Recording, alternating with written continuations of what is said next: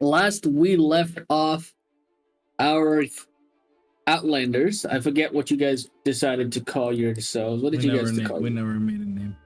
Okay, yeah, you're the only group I have who didn't make a name. So, regardless, last we left off our Outlanders, they had finished their quests slash the choices they made within the Mines of Morden.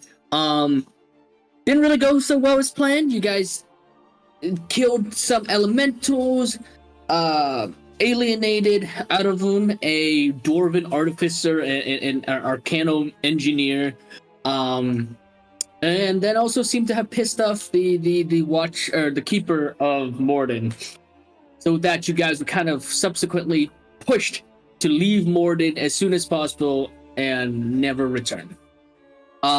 As you guys were leaving, you guys were escorted by those 3 dwarven guards at the front, who you had met before, really nice chaps before it. It's very early morning. I would say it's probably about 4 or 5 in the morning. Given the fact that you guys went down to the mines without any way of knowing what time it was. You guys came out into this very early morning, and then a bullet ripped through the air, and chaos erupted as you guys were ambushed by Belron, as well as a rather mighty contingent of undead creatures. During the fray and the combat, you guys end up killing most of the undead, or all of the undead, but completely missed the hints of their explosive bodies, therefore kind of erupting and unleashing a cave-in that actually now blocked off the mines from the outside world, at least until the dwarves cleared up. Unfortunately, during that chaos, the cloaker, that sort of large stingray-like bat creature, snuck behind your group and attacked the weakest amongst you. Unfortunately, that was Arabelle, and the poor girl was torn in half by this sort of hungry monster. Yes, very unfortunate. I believe Ben also got knocked down and a bunch of other stuff too. So a lot of unfortunate stuff happened before our heroes now sprint into the woods trying to escape from Belron, who now you guys can kind of guess may be out to hunt you. Given the fact that you guys talked to the dwarves and the history of Belron and the whole sort of struggle between who is able to make firearms, who cannot, who has the knowledge. That's where we're going to start off our session as our heroes are racing into the woods. Moonchild, you are dragging on the unconscious but stabilized body of Ben. His head's kind of every couple feet, his head whacks against something, just and you're kind of just dragging him along to the woods, and this sort of dead sprint. Irina, you can hear is yeah, go ahead. I just have a question whenever you get a chance. Yeah, okay. And then Irina is kind of racing alongside you. You can see that she still has tears stained in her eyes. She, in one of her free hands, she has what looks like Arabelle's sort of red Vistani scarf, and she's just sprinting behind you. Her face is pale white. And that's where we're going to start our session. So, what would you guys like to do? And Ben, yeah, go ahead. My question is, if we left the city, which means we forgot everything in the city, correct? No, you forget the location. So, from what you recall about what the dwarves told you about the sort of magical key and branding that they do whenever you go in, and they said that once you're a sufficient distance away, they didn't tell you what the distance was, you would forget the actual exact location of the Mines of Morden. That doesn't mean you can't find it again, but all of the memory of how you got there is going to be wiped from your memory. But the stuff that happened there would not. No, you just wouldn't know the location. Okay, I was worried that we might forget Arabelle died and have to look for her. Be where'd you go? Yeah. Well, the dwarves don't really care about whether or not you remember them. They care about whether or not you can return. So yeah. So with that, you guys are racing through the woods. Larry, you're helping Moonchild periodic just kind of lift and kind of haul Ben along. Yeah, and you guys are just continuing to sprint through the woods. I'm just carrying these guys. Yeah, I mean, you did some work, but there was a lot of combat that had occurred last session. Yeah, your character did some good work. So, as you race through the Savalish woods, bloody, pained, and with eyes sort of like looking all of you, scanning around you over your shoulder, the woods seem to start to almost blend together. And I'm gonna go put on some spooky music, obviously. Okay, I'll sing spooky music to myself. Skeleton. That's the song I was just Yes. Okay. So you race through the woods, bloody, pained, eyes constantly looking over your shoulder. The woods around you seem to almost blend together in a blur of woods and vegetation and trees. Thin mist kind of curls between the tree branches as you kind of just pick a direction. I think last time you guys went east off the map, so we're gonna say you guys start sprinting what you guess to be east, rushing through like layers of starting like these thin mist. Your energy, the fight, all of that is kind of digging into your mind right now. And as you race through the woods, go ahead, everyone, give me a wisdom saving throw. Even if I'm dead, or not dead, but knocked out. Yes, you would roll a wisdom saving throw at disadvantage. I can't. Oh, we need to be on. I can. Hold on. You can just open up your sheet.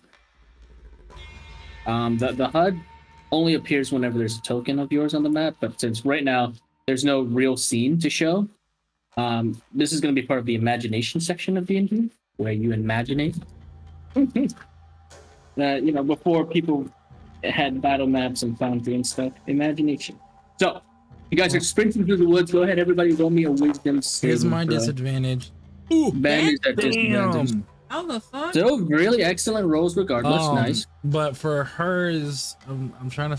Oh wait, I think I can do it for me. You should just be able to open up her sheet and then click. Yeah, I'm trying to find the spot where it lets me see her sheet because it just says my character. It should be top right under the Wouldn't it be actors. Yeah, there, I found it. And then wisdom. Let's see. Hey, click number. Okay. I'll roll one for Deca then. I have no idea what it is, but he said he could make it. And also Irina. Yeah. That's a pretty dice. Thanks. Oh, it is. You guys have Why the would ability a to pretty change them. dice? Go into the settings at the top right under gears, and when you Yeah. go to configure settings, go down to dice so nice, and you can make your own pretty dice. All right, so Oh, everybody except for Ben, even while unconscious, you all feel. You always feel as if someone's watching you, like the hairs on your necks, as well on your bodies. Then that strange sort of prickling sensation at the back of your mind. It's almost as if someone's watching you through these woods as you run and drag. Something perhaps invisible. There's a movement to your left, Moonchild. This sort of rustle of leaves and this flash of like gray-black color. And then nothing as your eyes kind of like try to focus on that spot. You don't notice anything unique outside of the tree and the woods. But it could have been Belron. Can I hand Ben to Larry and try to see if I can get closer? To see what it Okay. Yeah, Moonchild, you kind of like just dump Ben into Larry's arms. And you kind of start creeping. Wait, You we're can- not moving, right?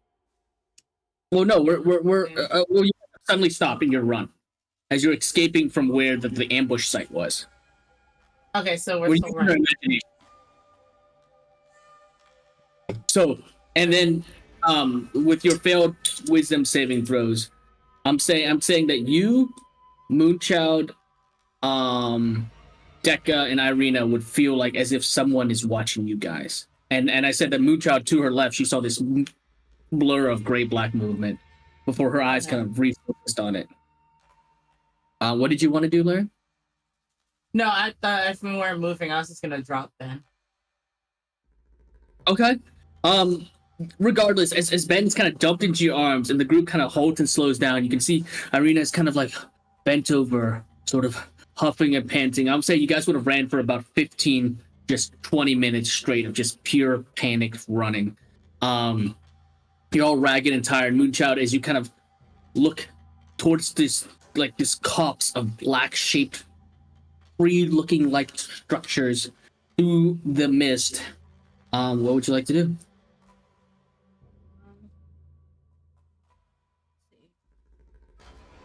Excuse me.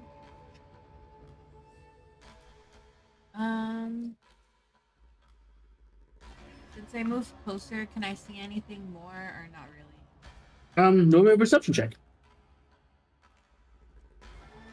Just roll back. Well, I guess, kind of. Not considering the wisdom.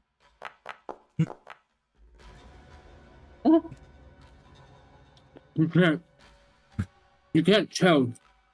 It could have been a trick of the light. It could have been the early morning, or it could just be their heart pumping so heavily and intensely that you could imagine something. You're not sure. I feel like when child would think he's Spider-Man. It's just Mm-hmm. traumatic. Yeah. What would you guys like to do? Larry, you're still kind of just like Ben is kind of laying in a pile at your feet. There's like bandages all over him. I'm a little upset at Ben right now. What? I'm a little mad okay. at you. Ben's kind of still passed out, unfortunately, Ben. Alright, Well, while you're still passed out, go give me a religion Am I check stable? real quick. Yeah, you're stable, but you're unconscious. Okay. Yeah, it's like I was making sure I wasn't dying.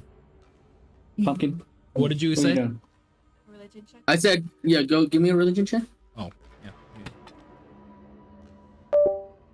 Looks I like was you have actually to gonna go. ask.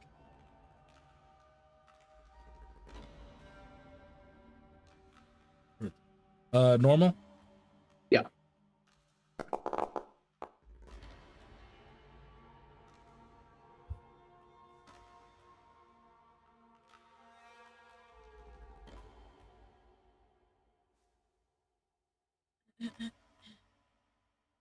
Okay, let me see.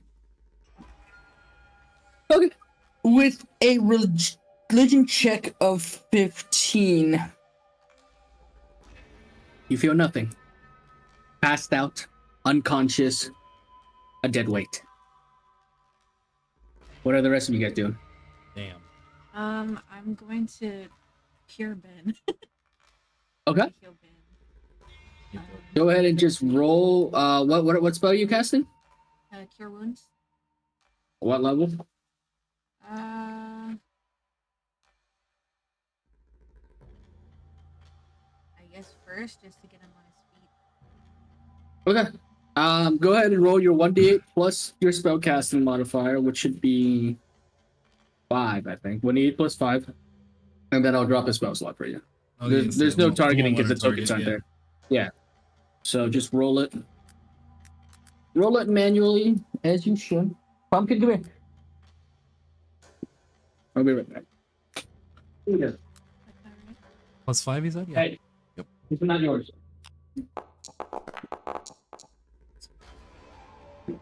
Damn. Thank you. Okay, nice. Ben, you can feel this surge of energy just hits you, and your body kind of like condenses and twitches for a moment before your eyes slowly start to blink away. Go ahead, add 11 HP to your sheet, to your character, and you find yourself snapping your eyes awake as like Moonchild's kind of hovering over you with like, and the glow from her hands kind of slowly fades. You guys are still in the middle of the woods. Ben, you're just staring up into like this, the Barovian sky, overcast, cloudy, no real sunlight ever passing through. What do you guys want to do? I don't Ben. know what to do. So, Huh. I saw something to my left. I mean, it could be nothing, but I saw something, and I don't know. Like, I can't trust my eyes right now, and I want you to see if I'm right or if I'm just going crazy. What happened? Where are we? You got shot, and we've been running for about 20 minutes. And I just brought you back right now because we stopped because I saw something. And Deca? Becca, Deca is just kind of like Is he behind with you. us? He's with you guys. Oh He's my. just distracted, just kind of. I thought he looking went up around. on the other side of the mountain. So I wasn't. Yeah, I'm gonna say because Deca's not here, I can't role play him like trying to get back to the group. Yeah. I'm not gonna do that. I'm just gonna say that like Deca scrambles back to you guys like after he like Okay. tries to find your track. It's not that hard to track you guys. You guys, I don't think with your dead sprint, there's not much for stealth. It's gonna be pretty easy to just track you guys. So after a couple minutes, Deca kind of huffs and like his zombie body is like parts of it is just like chunking off, just slopping off, and he's just kind of like dragging himself back. He walks more like a zombie now that he's got a little bit more wounds on him. He's got sort of this staggering walk, but he comes back to the group. Oh, well. Go ahead. so can you check so we can get her moving? Oh, yeah. I'll take a look and see where she pointed.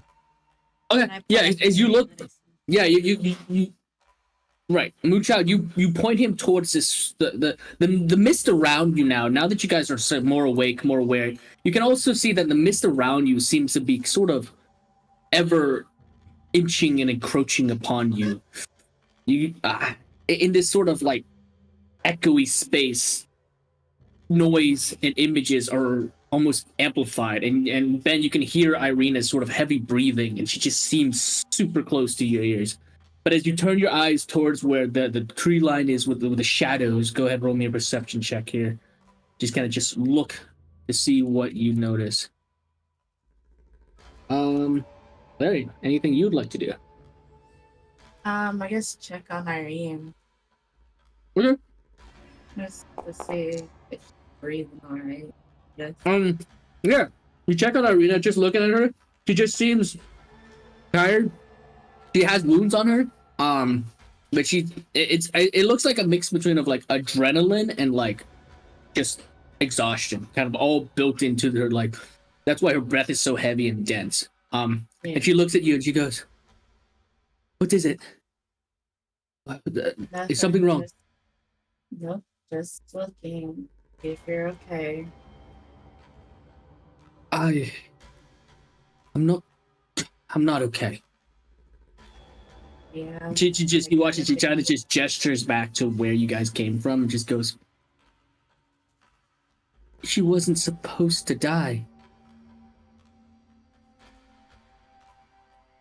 And that's all she can manage to say. She kind of just shakes her head and just kind of looks to the side.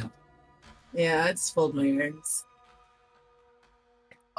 Ben, you can sort of hear this, and with your perception check of 17, you don't see anything. I mean, Moonshot could be going out of her mind or something. There's nothing. The trees are just trees, and at most, the breeze is moving the shapes and shadows. You don't see anything that would confuse you. There doesn't seem to be anything there. Can I figure out what direction we're going? Do I have any? Well, I don't know if I have any knowledge for that. I would say that if you want to figure out which direction you guys are headed, roll me a survival check. Taking notice of where the moss is on trees, where how the trees are oriented. Maybe your basic survival skills can know it, but in terms of like knowing the area, as you kind of just mentioned that you want to know where they're headed or where you guys are racing, Irina kind of just shakes her head and goes, I don't know this area too well. Well, I know Zero stayed behind to try to excavate Arabelle's body, but I've never been this far north." And Ben, with your survival check of 22, yeah, I would say that you don't know the area. You know, just because you rolled a 22 doesn't mean you suddenly know the area. But given how you guys were sprinting, given the direction of the sun that's starting to like very light rays of sunlight, it looks like you guys are moving to the east, and the way that sort of the plants and vegetation seems to get more dense as you're approaching eastward. You could either be about to hit a river, a lake, or something, some body of water, because most of the times trees grow best, you know, vegetation grows best when there's water nearby sort of seeping into the earth. So you're moving east. You're not exactly sure where or how fast, but you're moving east. And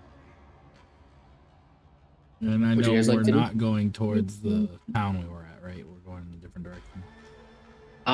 You remember that going south would take it back to Zarovich Landing. But that could take, so it took you guys about a 4 or 5 hours to get from the mines to Zarovich Landing. So if you take us south, you could probably make it back to Zarovich Landing. But given the dangers and everything, you're not really sure. I don't know what to do. Irina kind of just puts her hands on her hips, and before she like wraps her hands around her arms and she goes, well, if anything, we need to find some place to rest and figure out what the hell we're trying to do here. What happened? Why did we just suddenly go into there and then come out and Arabelle's gone? You can see her breathing start to pick up again. I agree. What is happening?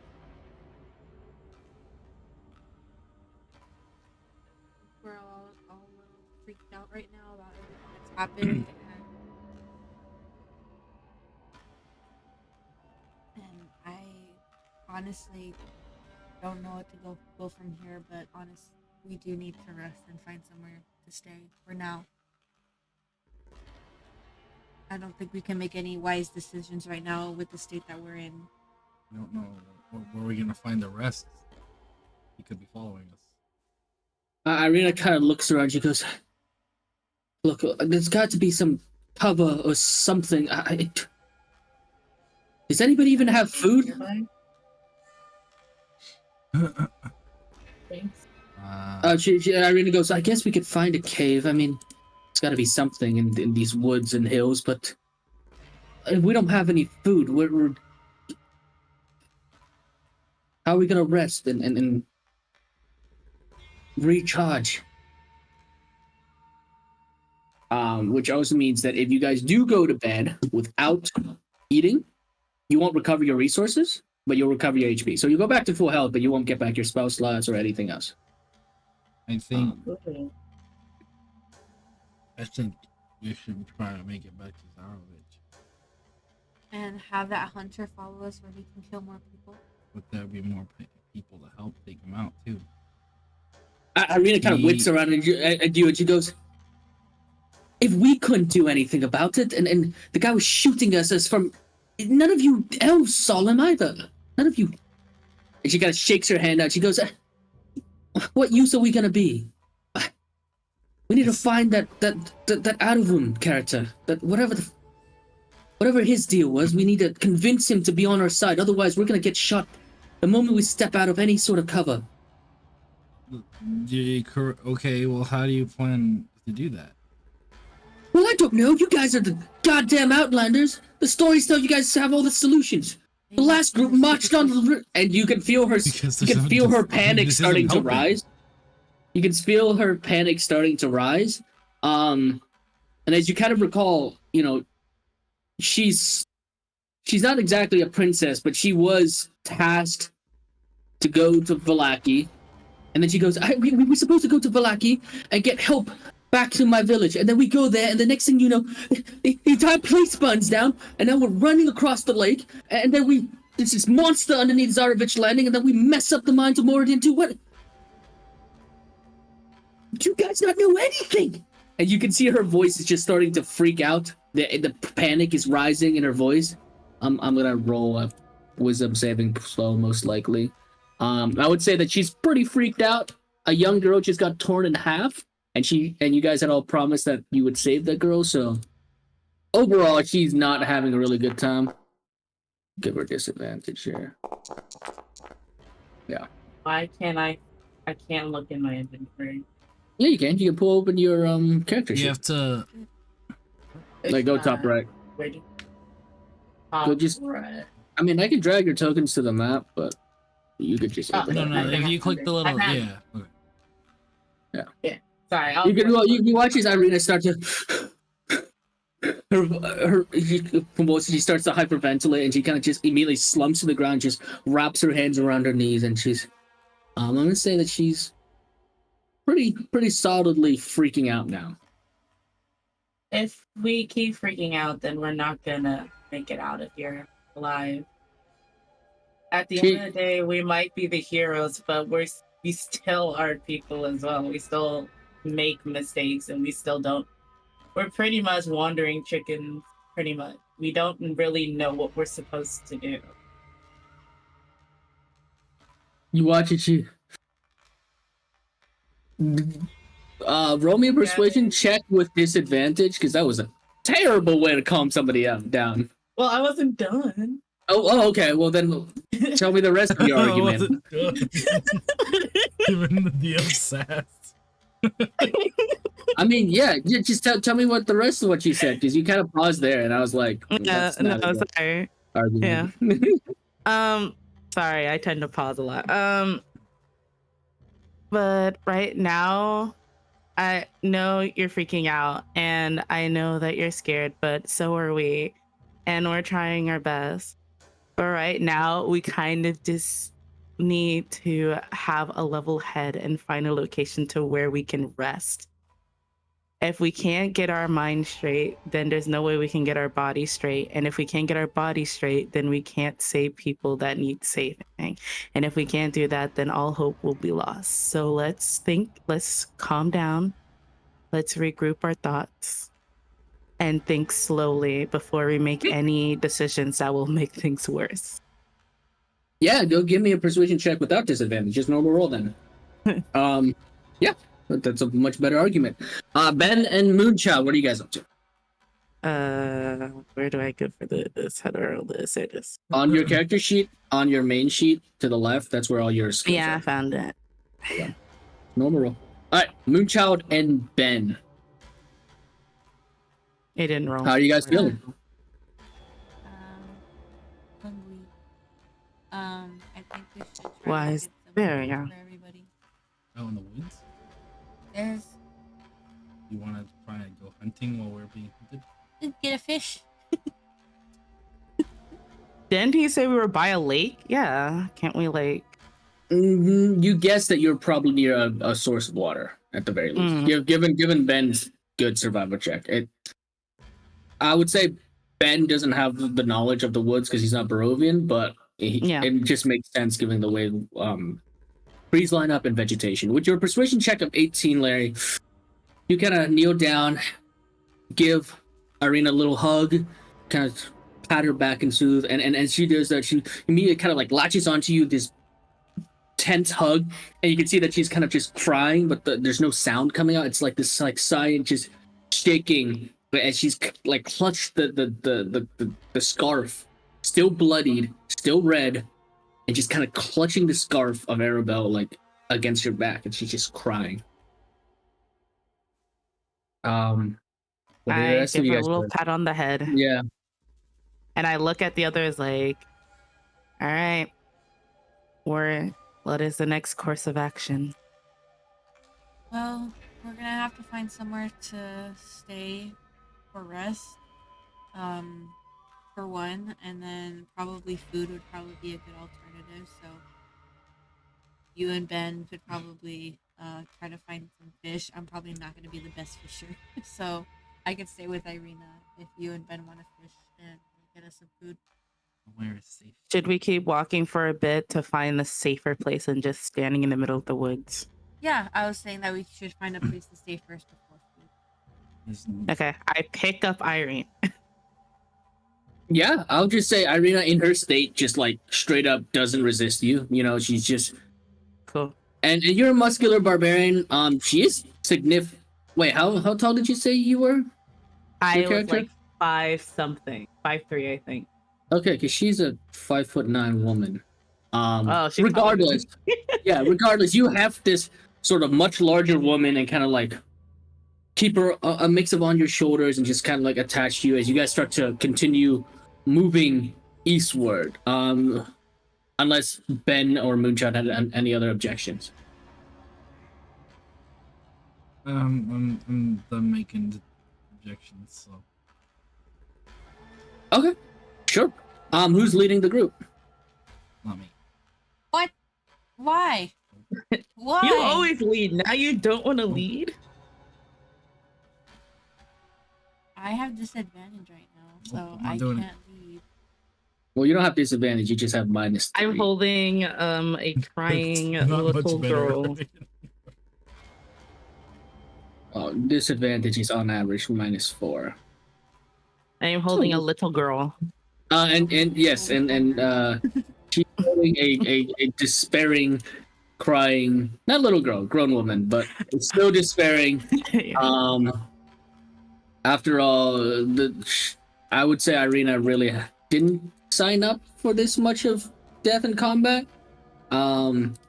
The way you guys had pitched to her before leaving Vallaki was more heroic, I would say, and this is not that heroic. Sort of death and sudden Sort of sad. tearing apart of Arabelle, I think, really would have gotten to her. So, who's leading?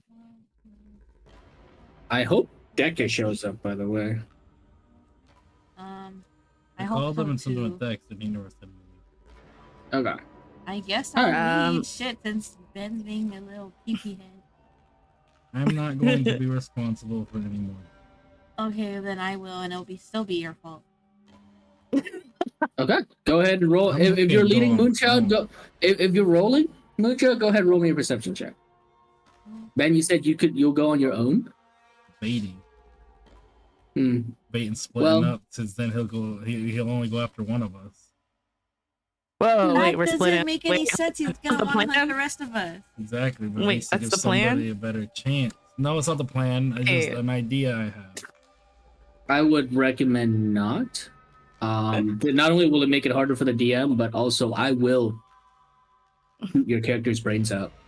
Like Belrod will not hesitate to kill anyone leaving by himself. Like that's just a fact. You said persuasion? No, perception check. Oh, perception. Sorry. So go ahead, roll me a perception check. Not bad. 10. Okay. So with Moonchild leading, exhausted, tired, and with the sort of Giving Ben the bombastic side eye. the sort of For real. almost like a sense of depressive, just sort of hopelessness kind of starts to settle over the group. And as you push through the tree lines and start pushing yourself through the thin mist, Moonchild, you start to see dark shapes swimming about in the shadows and the fog.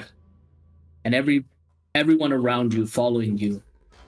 The heavy breathing is just in your ear. This every sense is almost amplified. Every small rustle in the woods makes your body kind of tense up and turn and almost jump. And then in the darkness, you hear a strange noise, almost horse-like. From the mist, you see two black oblong shapes sort of appear. And these two shapes aren't trying to be stealthy. You can hear it now, two sets of clip-clopping of hooves as out from the darkness, from the mist itself, No. two black stallions exit, pulling behind it No. a black carriage. No. Oh man. No. No. No. No. As the carriage opens, with no one commanding it, there's no driver, just a black carriage pulled by two black horses This The open- guy. and a black boot comes into view, touching the ground. Oh, boy. With a swish of a hand, the area around you suddenly clears.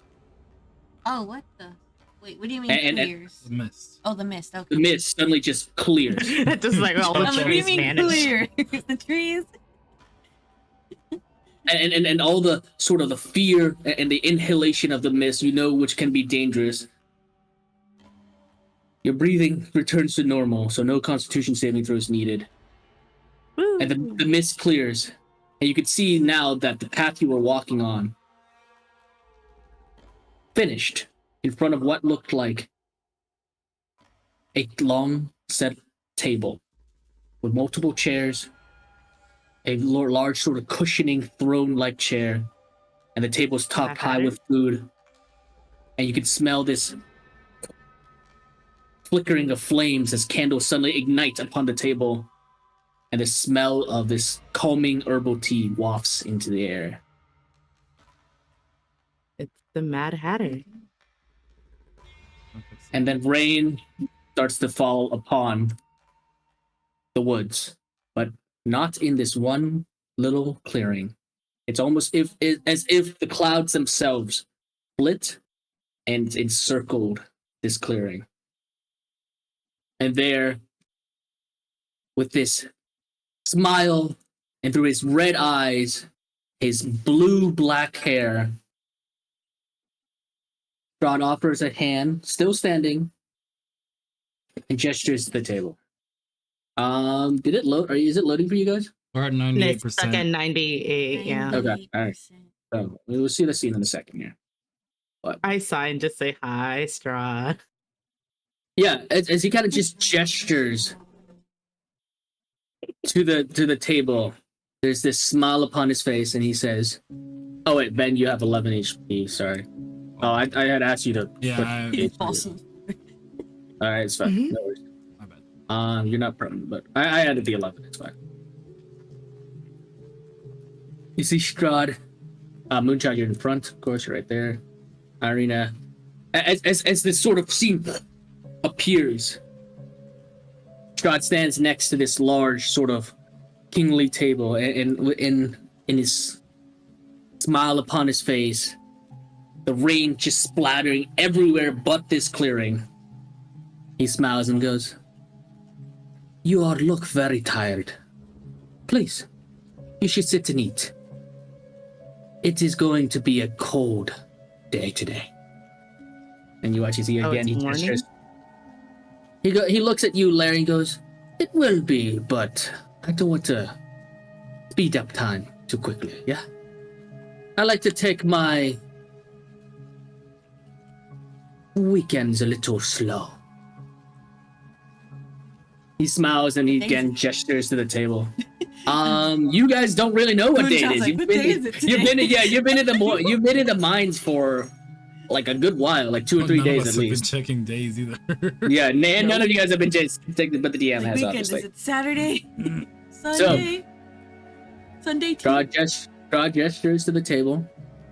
And like I said, on this table, it's just piled with food. You can see breads, soups, like filleted, grilled, like fish. You're not sure of what kind. It doesn't look like salmon or trout, but it's just like this bluish sort of like shimmering fish. There's butter, carrots, other food and vegetables, which is that there's just a ton of food on the table, and the smell kind of all hits you. And there's tea, and there's butter, and there's gravy, and there's all sorts of just, it smells delicious. And as he kind of presents it, Irina kind of takes a step forward, and her eyes are staring at the food, but in her hand you can see like her fists are clenched white around Arabelle's scarf. And he goes, "No. And no, take us. Well, I don't mean to be rude, but I am a little peckish." You watch as he goes and slides out the chair, takes a seat, smiles, and as you look over his sort of outfit, it's very noblesse. It's very upper class. He's got this black blue fur coat on, this very sort of stylish, almost officer-like uniform, kind of on his top. You don't see, he doesn't appear to have any armor. He doesn't appear to be armed. There's no sword on him. And he just smiles, and you watch as he like lifts up one of the tea glasses and just, it is delicious. Radin makes an exceptional herbal tea. You watch as he puts down the teacup. What do you guys want to do? We're gonna owe him if we eat any of that food, you know, that's right. You know, I'm not. No. I'm gonna walk towards, like, I would say about here. Okay. And you look at him, and it's these like startling ruby red eyes. And for a moment, you can just, his eyes are entrancing.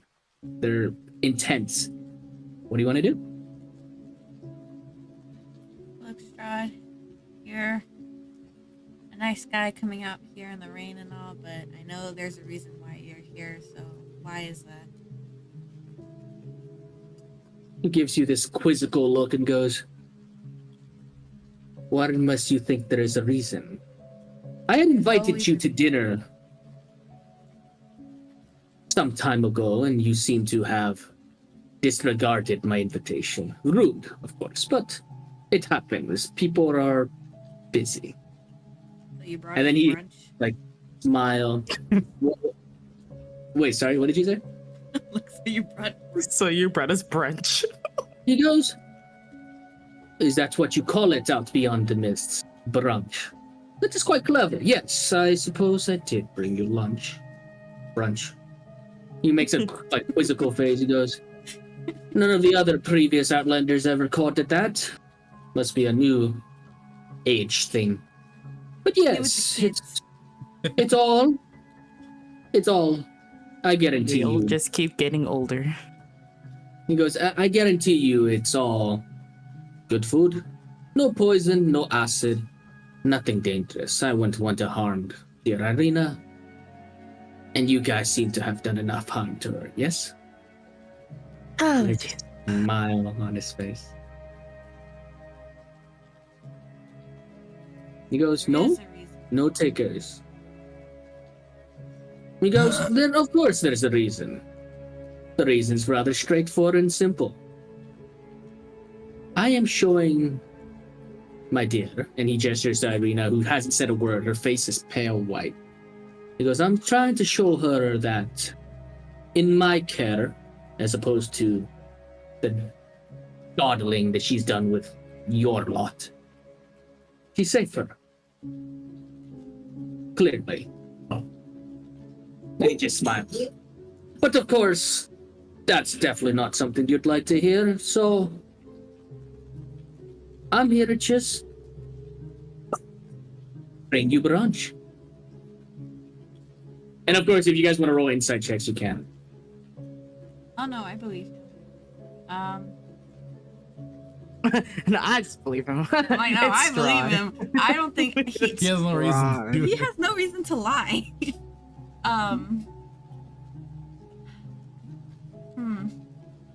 Look, Strahd, I mean, if Irina was okay with going with you, it would be fine with me, but I know that she wouldn't want to be locked up in a castle for the rest of her life, or while this is going on.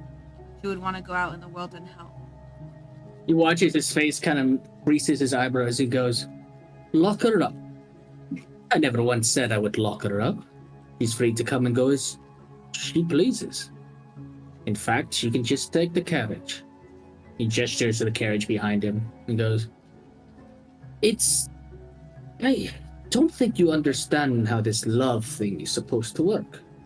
See, I am offering out my resources, and it's a way to impress myself upon. Yeah, I don't know what you're doing, but less than impressive. Regardless, if you want to not make nice, I'll eat the rest of the food myself. I'm pretty sure some Valakian or Borovian out there, maybe someone in Zaravish Landing, could do with all this excellent food. I will tell you this, though.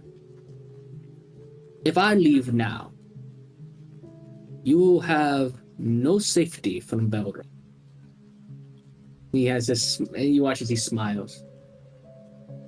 Unfortunately, I don't really control his actions. He seems quite hell-bent on his personal crusade, and I let him, as long as he gets rid of the undesirables. More than fine with him doing whatever he wants. But I can tell him, of course, not to attack here, not to attack there. I'm not going to stop him.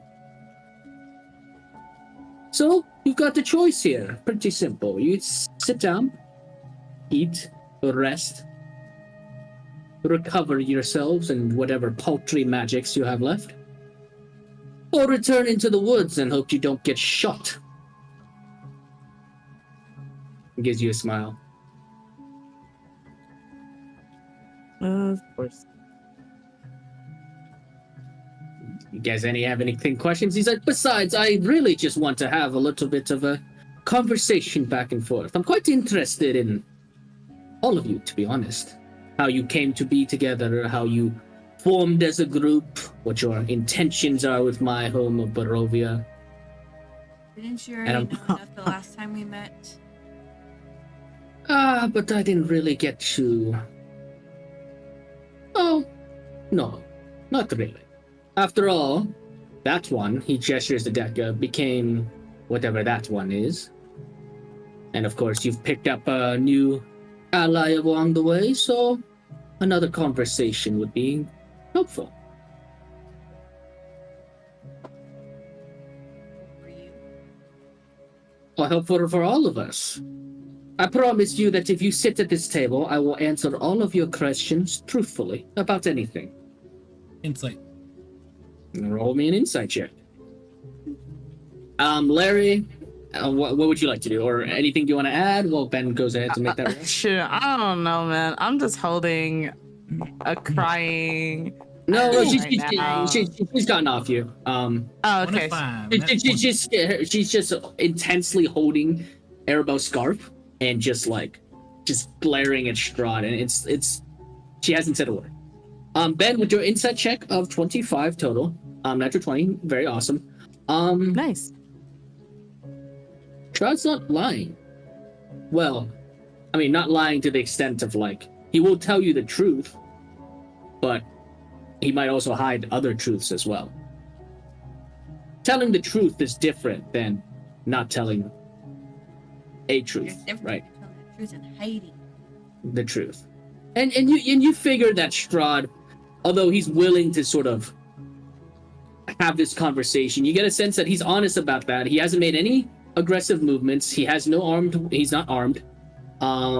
There's, as you look around in this clearing, you don't, I mean, if you want, you can roll me a perception check, but just where you are with your passive perception of 15, you don't see anyone hiding in the shadows, in the trees, in the mists. And to be honest, you are kind of hungry. So, what you like to do?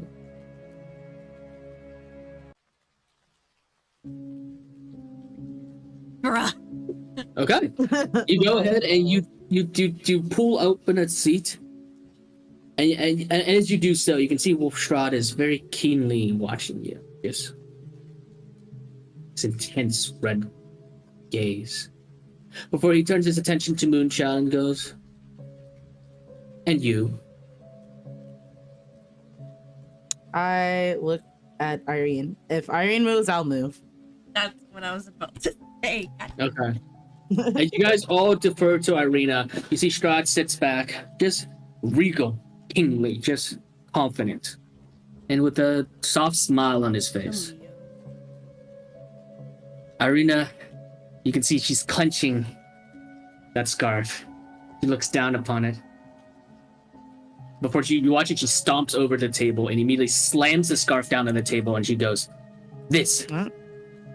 You're going to fix this, and I'm going to go to the castle with you." Whoa. What? Whoa. You can see What? Irina's just glaring at Strahd, and Strahd goes, Fix what? Exactly.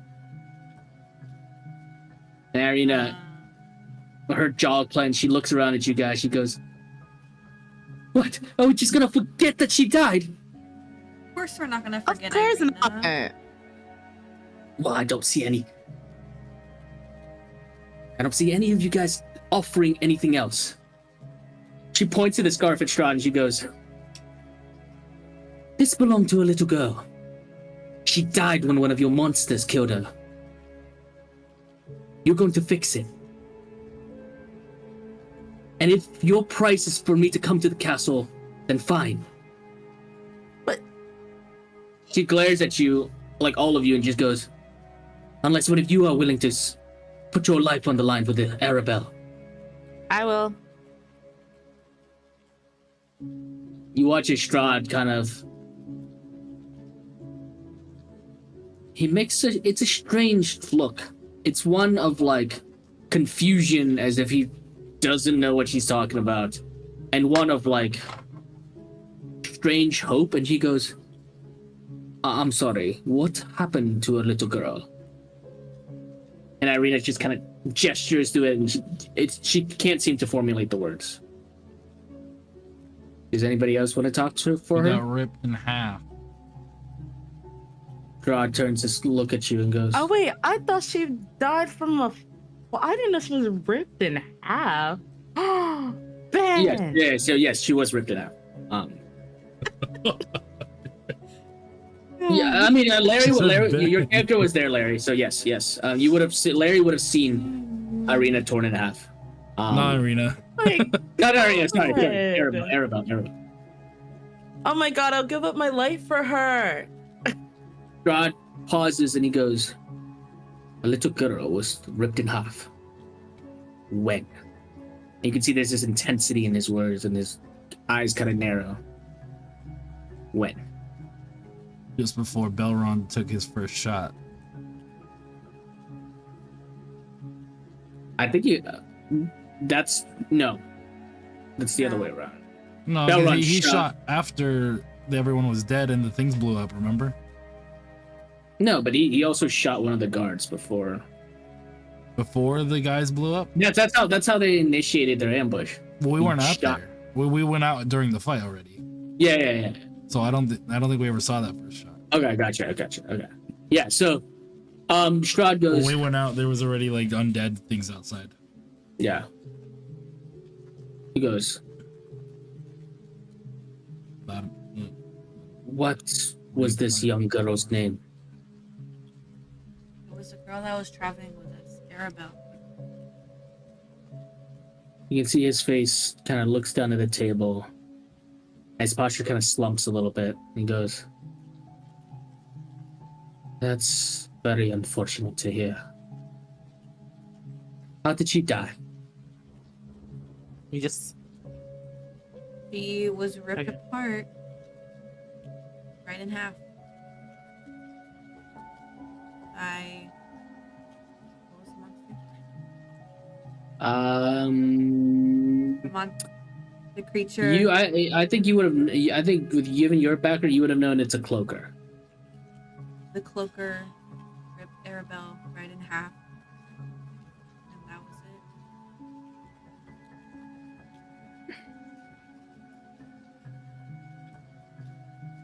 Strahd. No, Looks that kind of- wasn't it. She got buried under an avalanche. And she got buried under an avalanche. That's what I too. thought would happen. Yeah, I and didn't she know got- was- and that's then- how- That was on top of her getting ripped in half. Oh. Yes, and then she got buried up. Yep. And he goes, "I don't know what to say." And you see Irina kind of like pounds her fist against the table again, points to this guy and goes, "I don't care. If you have anything to say, I want you to fix this. If you fix this, I'll go to the castle with you." Strahd, I don't mind giving up my life. Strahd kind of looks at her, And at Irina, and goes, he goes, "Yeah." And as you kind of pitch in, Strahd goes, "You would trade your life for this little girl's." And she looks at you, Larry, and then Irina. we made a promise to that little girl, and we wouldn't really be heroes if we let someone we made a promise to die. And I just look over at Ben. God looks at you, looks at Ben curiously as if like, what's that supposed to mean? And he goes, right. Well, it's not that drastic. I didn't even offer to take you. He looked a little bit confused and he goes, please, Larry, if I recall correctly, and Irina, just please take a seat and try to eat something and we can discuss this awful business of a child being torn in half. He gestures to the table. Larry, what are you doing? Irina kind of looks at you like, you know, to see what you're going to do, whether you're going to sit or not. Oh, wait, I am. Okay. Sorry. I didn't know you were sitting. Okay. As you take a seat down, Irina also sits down too. And then Strahd kind of resettles back into his chair. And looks at you, Moonchild. And I'm going to say that we'll just have Deck meander for now. Until he comes back. Okay. He does a kickflip onto the chair. He's probably gonna want those mushrooms, honestly. If it was Deca, he'd be asking about these mushrooms here. Most likely. We'll let him decide when he arrives. But everyone's sitting down, and Strahd kind of looks at you. Moonshine goes, "Not hungry. Not hungry at all."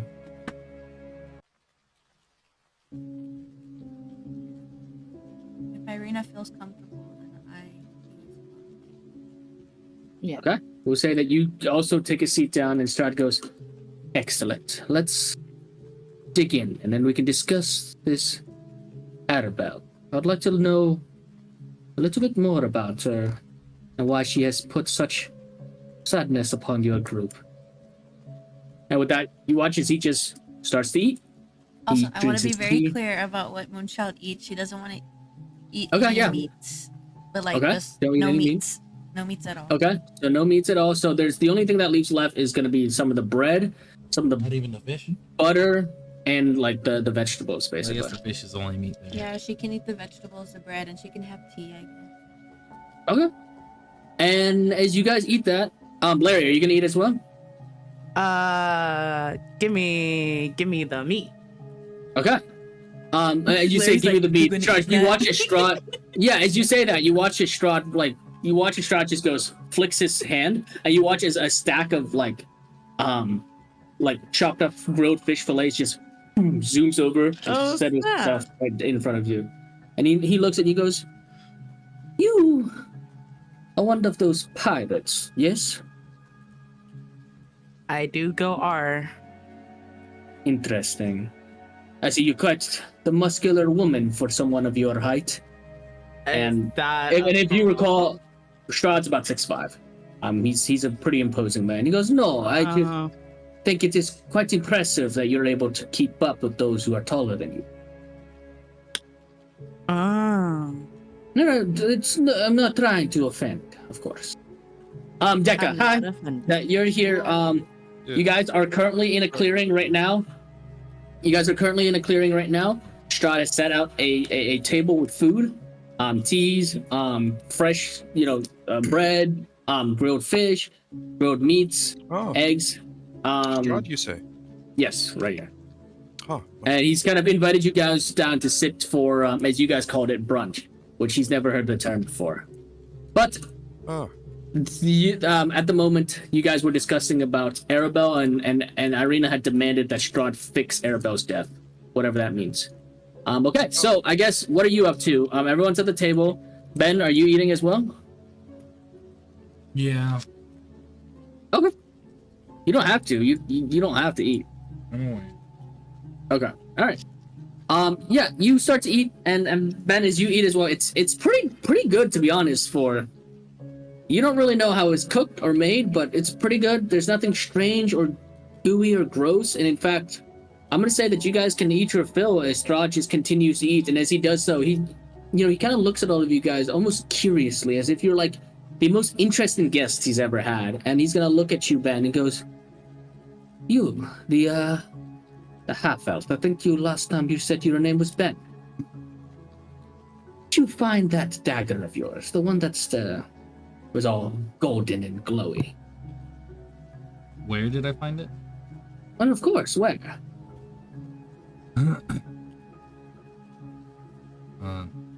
In a mansion. In the basement of the mansion. Really? It would happen to have been the Durst Manor, would it?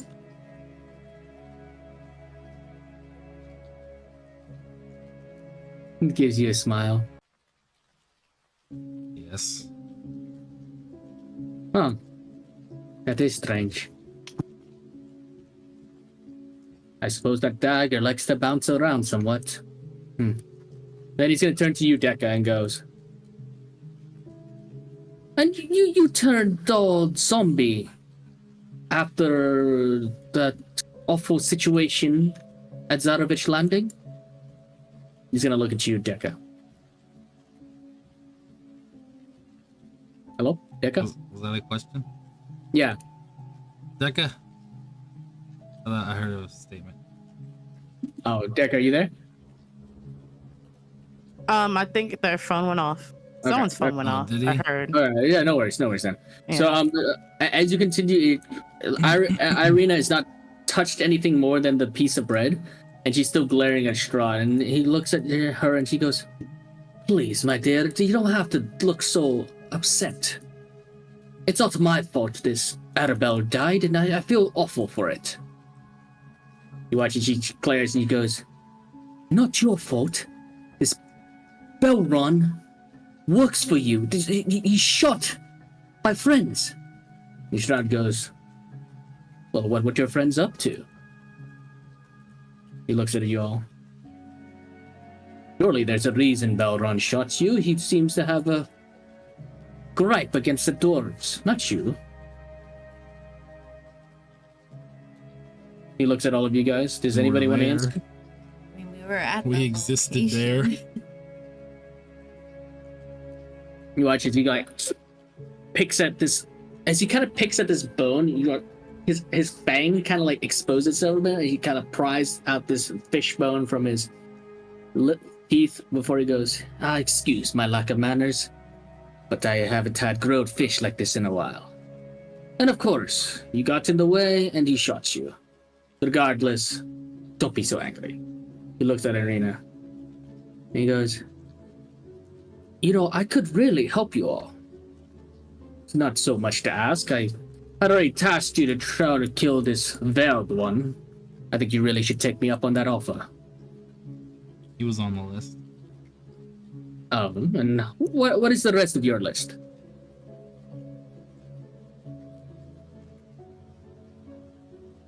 Well, that's pretty much it now.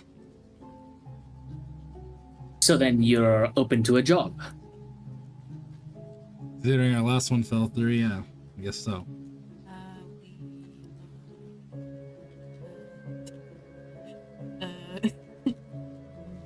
Before I go about that, I kind of want to know more about Arabelle.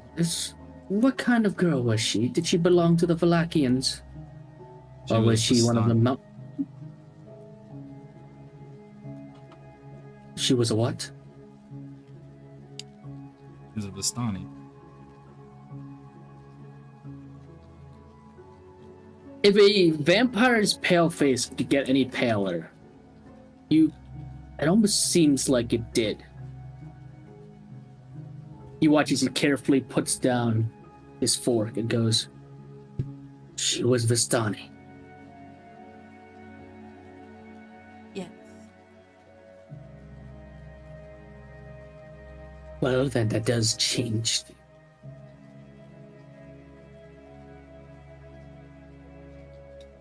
Out of curiosity, did she ever mention late Madame Eva? She did once or twice. Didn't we bring it up? I think we did, and she said I that don't think she ever did. brought it up on her own. She said she knew her. How well do you think she knew her? Would Moonchild know that? Yeah, go ahead and roll me an Right. intelligence check to see if you remember. Ben, Dekka, Larry, what are you guys up to? I'm to ask? eating. Yeah, you're just okay. You continue to eat. Any questions to What? add? Will you turn it? Oh, there it is. The ability. Yeah, it's not safe. Just an ability check. Okay, nice. You do remember that Arabelle did mention Maddie Beaver and that she had mentioned in a very childish way, yeah, I can do what she does. And you also recall, Moonchild, that you had asked her if she knew how to read the Taraka cards. And she said she did. And you were hoping to get some lessons from her, but, you lost your cards. And child. Do you tell that to Strahd, or what do you tell to Strahd as he asked that question? Okay, How so well did she you know said her? she said that she did know her well, or she didn't. He said that she knew Madame Eva, and I remember correctly because I wrote this down in my notes. Yeah, I can do what she does. Oh. And that you do definitely recall that she could read the Taraka cards. She said that, or at least she said that she could. She never, showed it to you, but she said she could. And so Strahd's kind of cocked his head to the side, and this very look of intense curiosity goes, how much did she know, Madame Eva?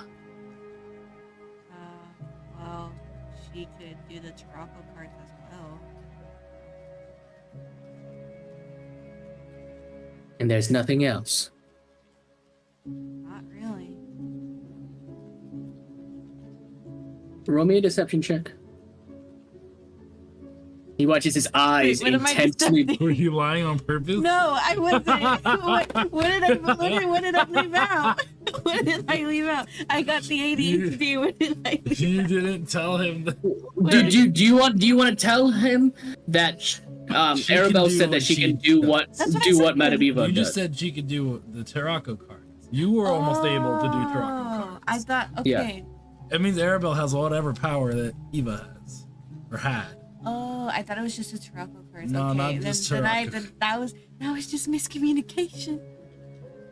Okay, so what do you tell? What do you tell I don't want Strahd? to die for miscommunication. What do you tell Strahd? What do you tell Strahd?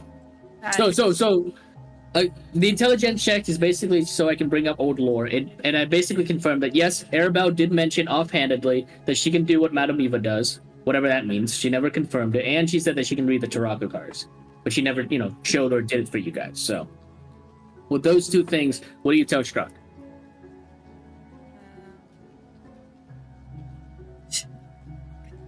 That she said that she could do what Madame Eva does.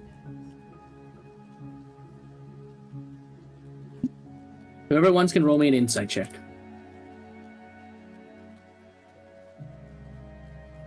I'll roll one. You're gonna roll a 1? No, I will roll an insight check as well. Whoever wants can roll me an insight check. That means you, Larry, if you would like as well.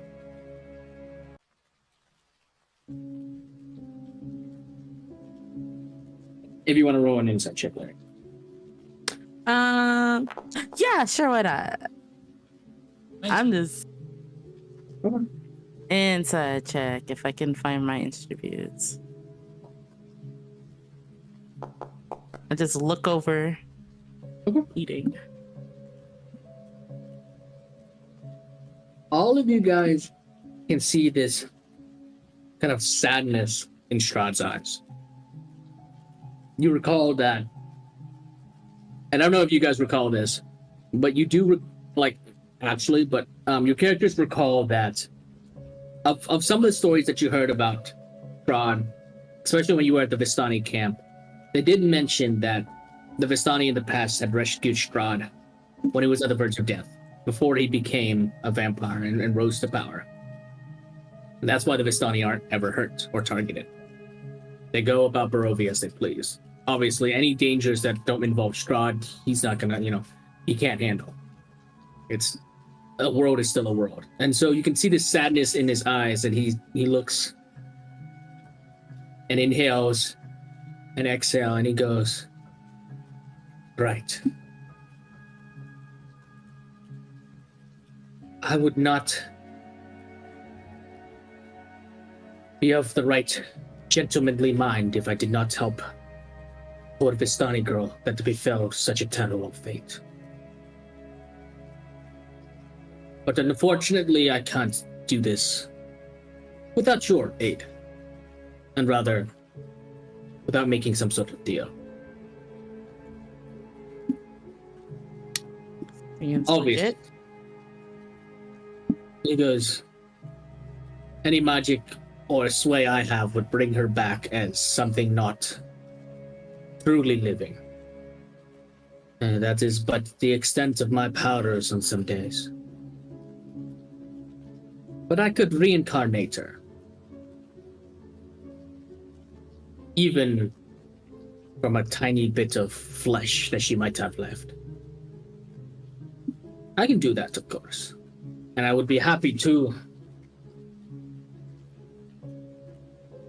But while this is a tragedy, I cannot simply move heaven and earth for one Vistani girl.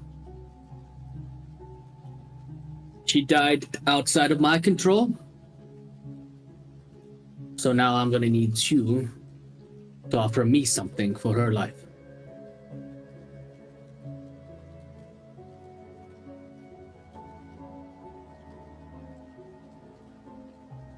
And does anybody want to say anything? What do you mean? Well, I reincarnate? already said I would sacrifice my life. I ain't that scared.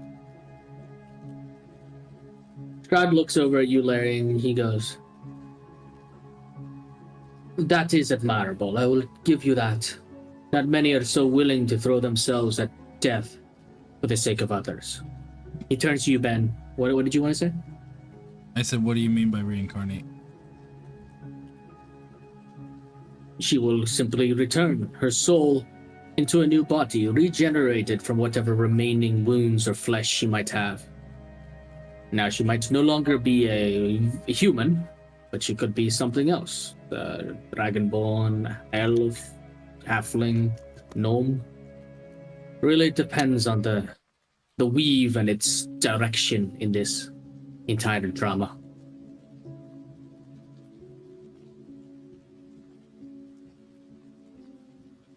Maybe her.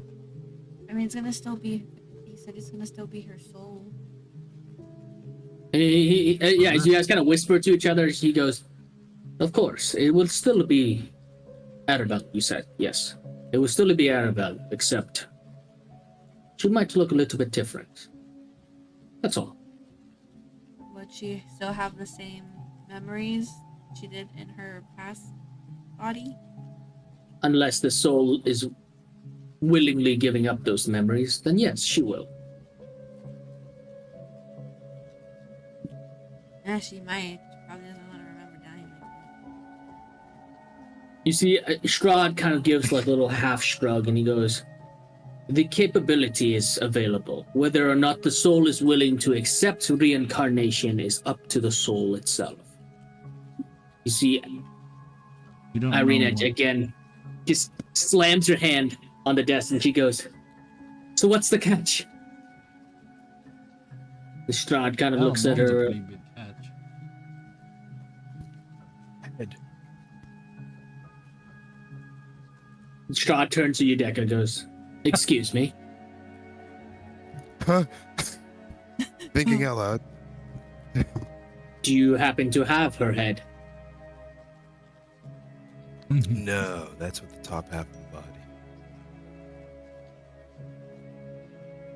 You can see there's sorrow in Strahd's eyes, but he's at this sort of the point of like,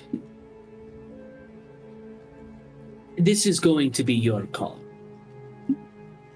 But this is something I can offer to do for you.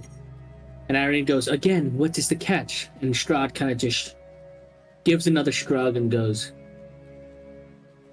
the catch is that she will be in the protection of a bunch of incompetent fools. Wow. Thanks. That is the catch. Although, to be honest, It works well the first time. he looks at you, Deka, and goes, you're quite cavalier with your friends. Are you sure you're not a evil tyrant of a land? I'm a double spy. He Knows just, I might be the real Strahd.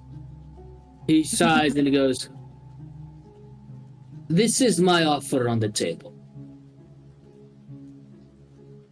I will reincarnate your poor Annabelle. Give her another chance that not many Vistani would normally have. In return, you will find the Veiled One, and you will kill whatever that thing is, or you will die trying. I would also really like it if Veiled one. Miss Irina here did not go traipsing into a underwater lair.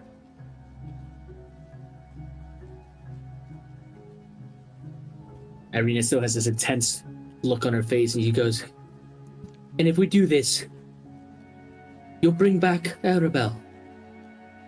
Strahd nods and goes,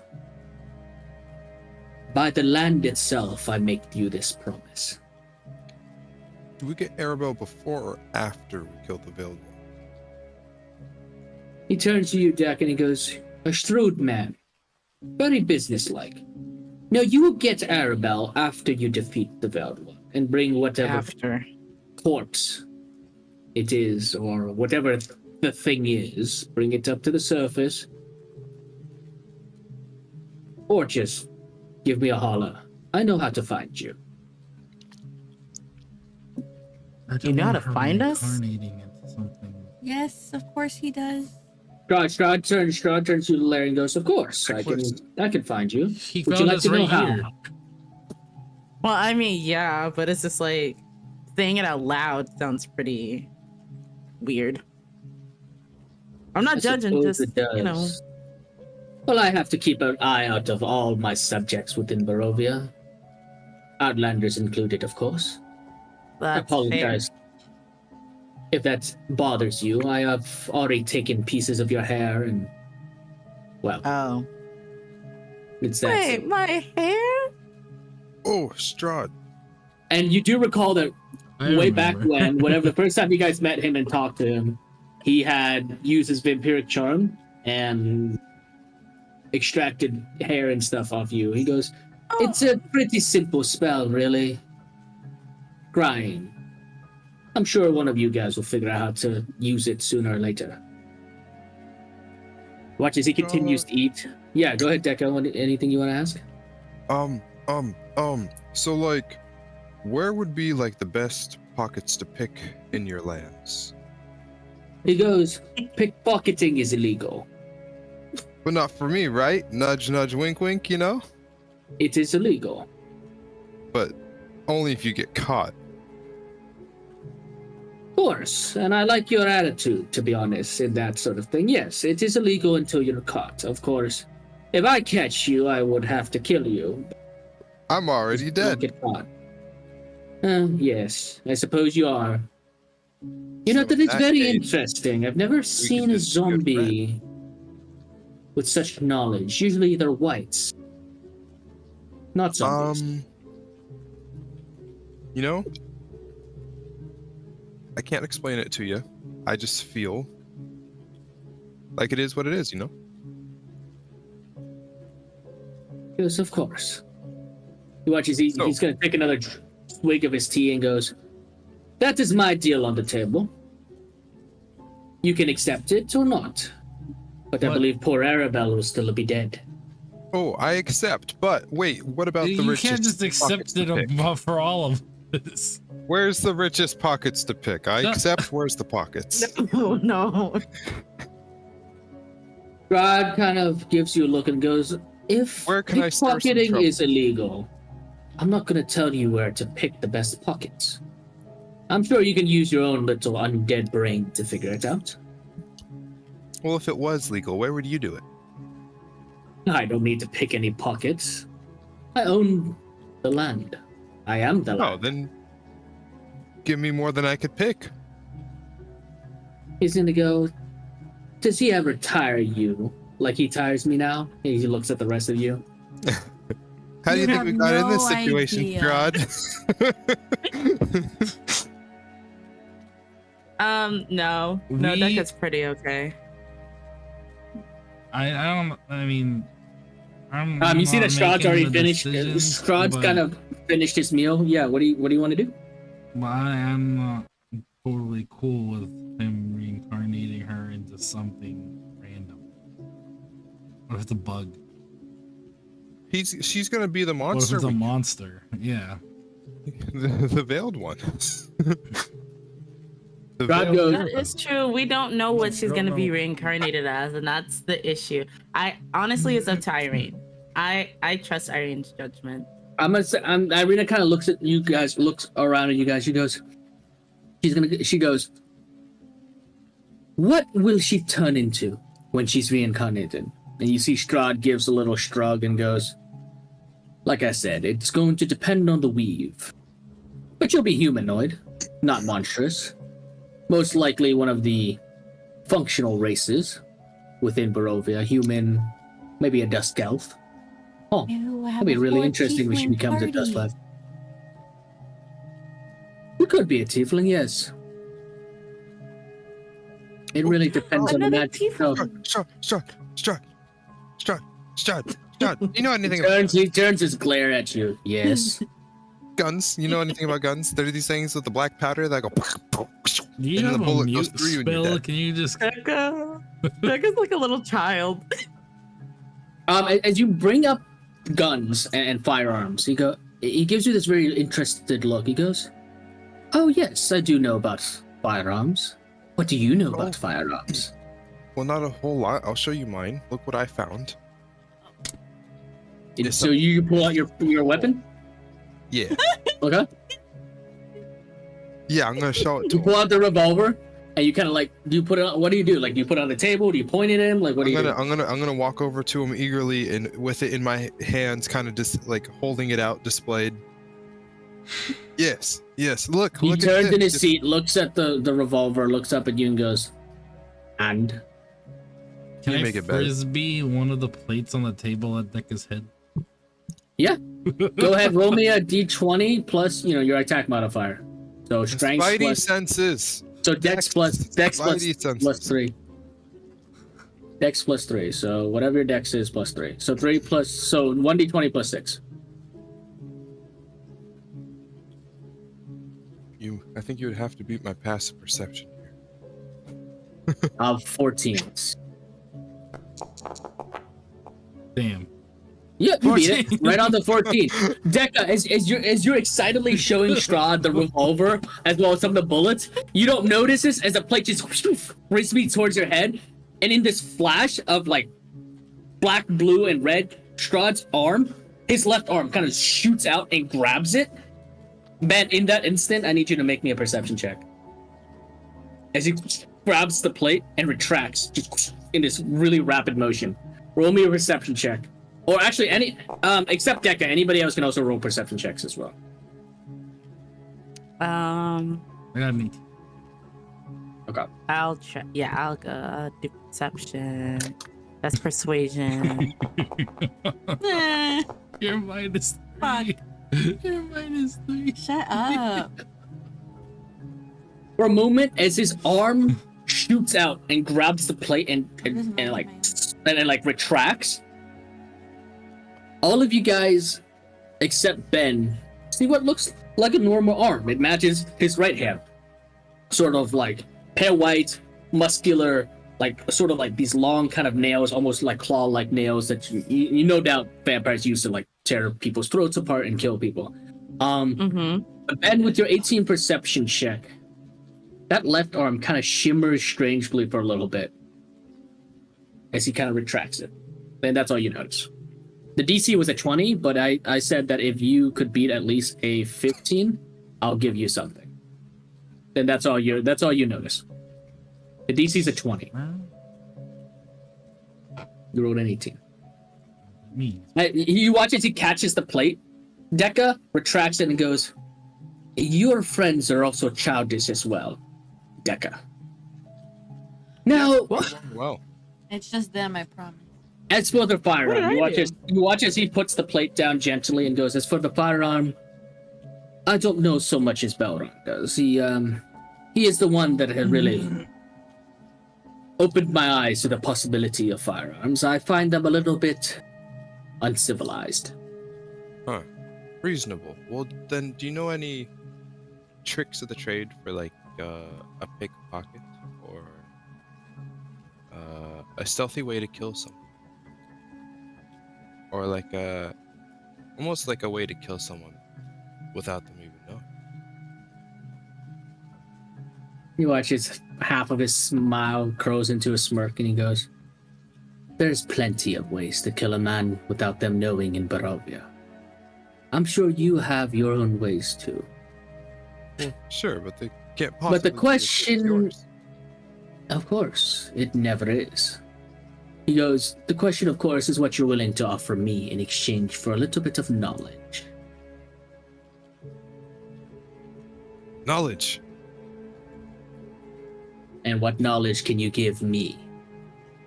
I know the veiled one. He leans closer to you and goes, "And what are they?" No clue.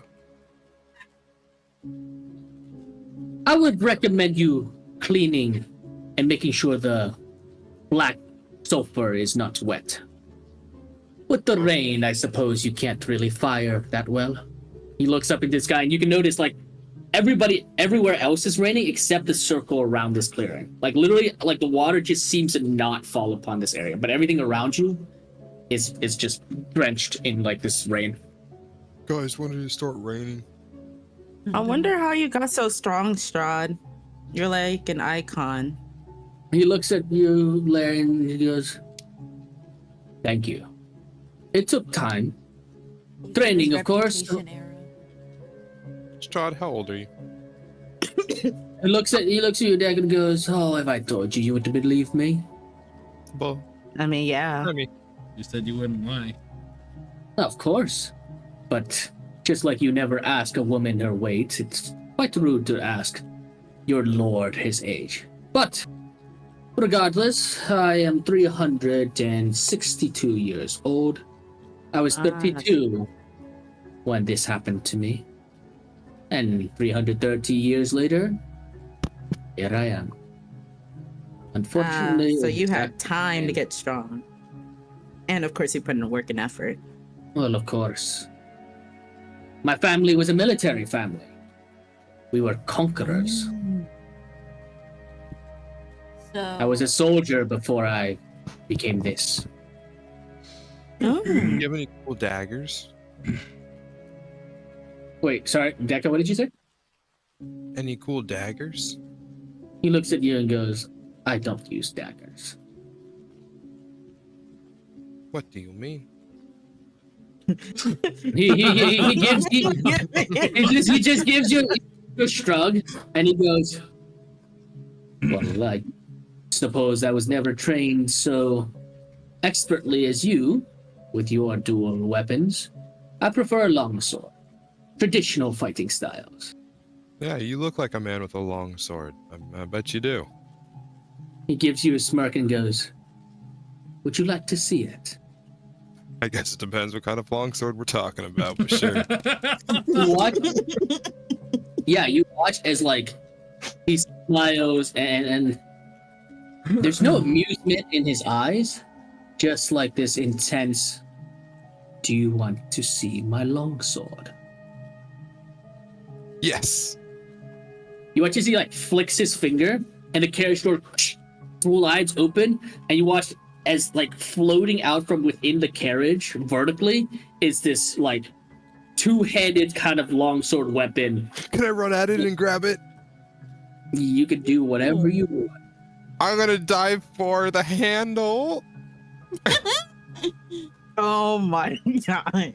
Okay. All right. Yeah. I am not involved with Deca. Ryan, did you prepare for this? Oh, no, I did. Yeah. Okay, let me get a cool little animation for one thing. So, No, man, I can't. I'm just gonna enjoy my food. I ain't messing with Deca and his stupid. Larry, how about we just get Irina and we leave? Yeah, fair enough. the Let's just get up and leave. Let's We're just leaving leave. with a very nice sword. yeah. Why are we trying to piss off the man that can kill us? Like, There you go. And you I watch wouldn't this. say we as a You unit. watch it. At first, Deca, it looks like a normal, like. Oh wait, it didn't stay. Fuck. It looks like a normal longsword. It really does. Outside of it being like pretty well crafted and sort of like it looks like as he cleans it, he keeps it, in good condition. Otherwise, it just looks like a longsword. But as you rush and go grab it, you can see Ben, Moonchild are the first to notice as Strahd's face, while was calm, polite, and genial for a moment, you can see his face kind of split into this grin at the daring nature of Dekka. And as Dekka, you go and grab the longsword, go ahead and roll me a Constitution saving throw. Oh, fuck. As it latches onto the like the hilt of the longsword, roll me a Constitution saving throw. Bro, he's gonna die Again. Rip Dekka. Oh no, you don't even have inspiration. I was gonna say, definitely don't have that. You guys hear a deep chuckle as Strahd goes, this is amusing. I haven't had this much entertainment in 80 years or so. And Dekka, as you grab the longsword's hilt, you feel a jolt of electricity, like coalesce around your body, and your undead muscles kind of tense up, and you watch as the sword just starts sparking and coursing this energy through you. You're gonna take.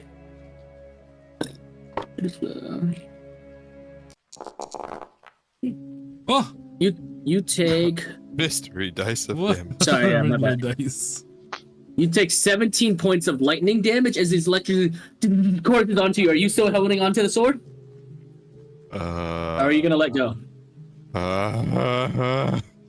Dekka, we're not helping you. You're still clutching onto the sword. You guys see this, like lightning, this light just sparking, and as Dekka's hair, like undead hairs, is standing on end. He's like sparking. The power, and I grab on with the other hand. You grab onto the other. You hold onto the other end. It's from where you're sitting, Ben. You can see Strahd's one eyebrow kind of raised, like curiously, like he goes, "Really? I hadn't realized people were that foolhardy." Go ahead and roll me another Constitution saving throw. Can I casually? I'm not rushing. I'm or not nothing, saving him. walking over here, and I'd like to cast a Cure Wounds on him just to watch him get electrocuted longer. Wait, what? Your last Okay. one? You can target him. Dekka, you are going to take. I'm not gonna use it for anything, and we're What if one of us needs it? right now. Bro, I don't know why. You take a basic 8 points of lightning damage as the electricity still courses through you. Strahd goes, "How long are you going to hold it?" Let's find out. I'm genuinely. I run away. I start running. Oh, you're right. As the cure wounds hits you, Dekka, as Ben, you rush forward to heal your friend, with part of you like wanting him to like. You hit. The magic divine energy courses through him. You watch as it suddenly, his body lights up for a moment before the energy fades away, and the magic doesn't affect him. God. You're gonna die. Damn. idiot. You're stupid. Dekka, so are you gonna release the blade? Are you releasing the blade? I look at you. Can I try to run off with it? Magic doesn't work. Yeah. Go ahead and roll me a strength check. Why are you gonna run? We have a sniper watching us. You watch it, Strahd. while- No, Strahd is just sitting there. He's like this. He's like, huh. She's just observing you. He's like, I'm just saying this is stupid. You're stupid. Dekka, as you're like pulling upon the sword, and it doesn't fucking budge. It's literally vertically floating, and you're gripping it by the hilt. Damn. It's almost like as if it's like Thor, except it's floating, right? Instead, like if the hammer's on the ground, you're literally pulling on it and it doesn't move. And Strahd kind of turns back to you guys and goes, "How long do you think he's going to do this?" I'm genuinely know. curious." Do you want to bet Until he money? passes out, probably. Oh, when he turns around, can I reach into his pocket and try to grab for something? Yeah, go ahead and roll me a sleight of hand check. What is happening? This was all the distraction to loot its pockets. Dekka, as soon as he turns around and asks your friends how long you're gonna be doing this, You excitedly lunge for his pockets, but your muscles are still spasming with the electricity, so your hands kind of go like this and like flumble around in his cloak, and he literally turns around and he goes, "I'm sorry, are you okay?" Yeah, I had to ask. How do I get one of those as a dagger?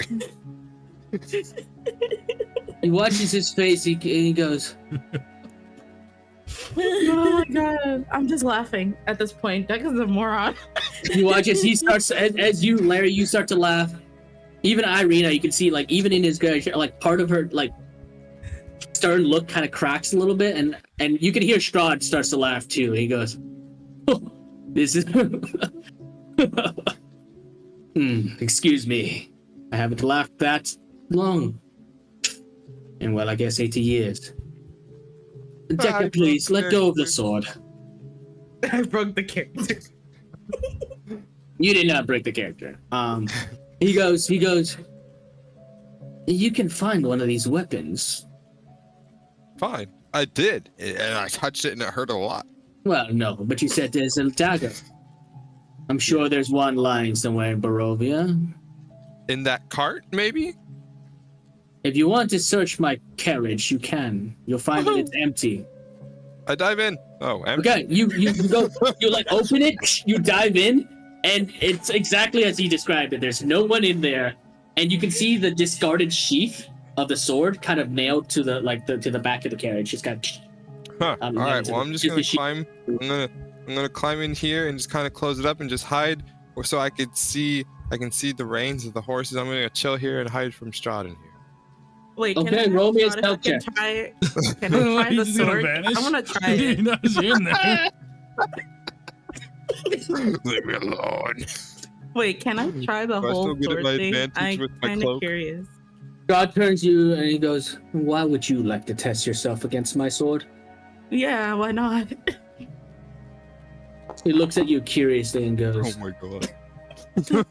"You guys, okay, with that stealth, with that natural one, you guys hear, like, inside the cart, all you hear is giggling. All you hear is Deca just like giggling to himself, and Strahd looks at you guys and goes, "What?" He's trying. That's our special boy. I'm gonna watch Strahd, and the second he goes to talk to the team, I'm gonna jump in the front and hit the reins on the horse and go, yeah. Okay. As he looks at you for a moment, he goes, "I believe we can all hear you." And he goes, "Regardless," you watch as he turns back to you, Larry, and as you do so, Zombie Decker, you lunge out into like the little shutters and open up and lunge for the reins. Go ahead, roll me a animal handling check. Oh fuck. That's so stupid. Another nat one. Come on. Come Another on. hand. Third time. The It's a charm. odds of that. The odds of that. Wait, where the fuck is animal That's handling? so stupid. Oh, there it is. Oh, whoops. Not 20. I Let's can't go. breathe. Damn. Fuck. It was near it. Wasn't good. You watch as you take the reins. You guys all hear a in this like very like giggling voice, and the two horses just turn and go. I slap it across the ass. You slap the horse across the ass. The horses. You watch as both heads turn to look at you, and then They turn to kick look you at off. Strahd, and Strahd goes, My head hurts. "I have no idea what's going on." I don't Jump on the horse's back and say go. You jump on the horse's back, and they do not budge. Like they don't even look. One of them literally turns. One of them literally turns to you and goes, and like kind of licks your face a little bit. Oh. Well, Strahd, what Anyway, the fuck is can I there try to the steal sword? around here? Strahd turns to you, Larry, and goes, "Well, I suppose you can, but you'll just get electrocuted." Yeah, I know, but I just want to try it. You watch his, okay, he just kind of gestures to you and like flicks his finger, the sword floats over to you. It's like that, I wanna that try one it. scene I'm in really Marvel curious. where they're all trying to pick up the hammer. Yeah, I'm just curious. Yeah, and it's your I turn think next. I can do better than Deca. No, I'm gonna die. Roll What a the hell? Constitution saving throw. As you grip the hilt of the sword, the same electrical current, you guys see Constitution saving throw. As it like surges through the energy, yeah, your body winces up. Oh, nice. Okay. Damn. Yeah. Sure. I wish I could roll one of those. You take rolled the up? energy still hits you, but your body seems to be a little bit tougher than Dekka's. You only take 8 points of lightning damage, and that's Okay. you let go, or do you still hold on?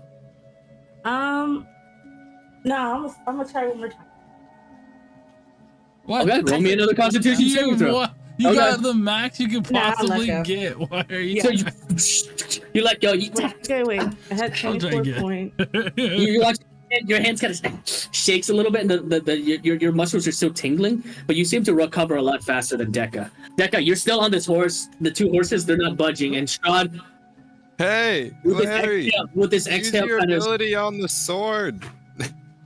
watching Strahd exhale, turns back to you, Ben and Moonchild and Irina, and half goes, damage one. right. So while your friends are screwing around, I was are we generally making a curious. deal or not?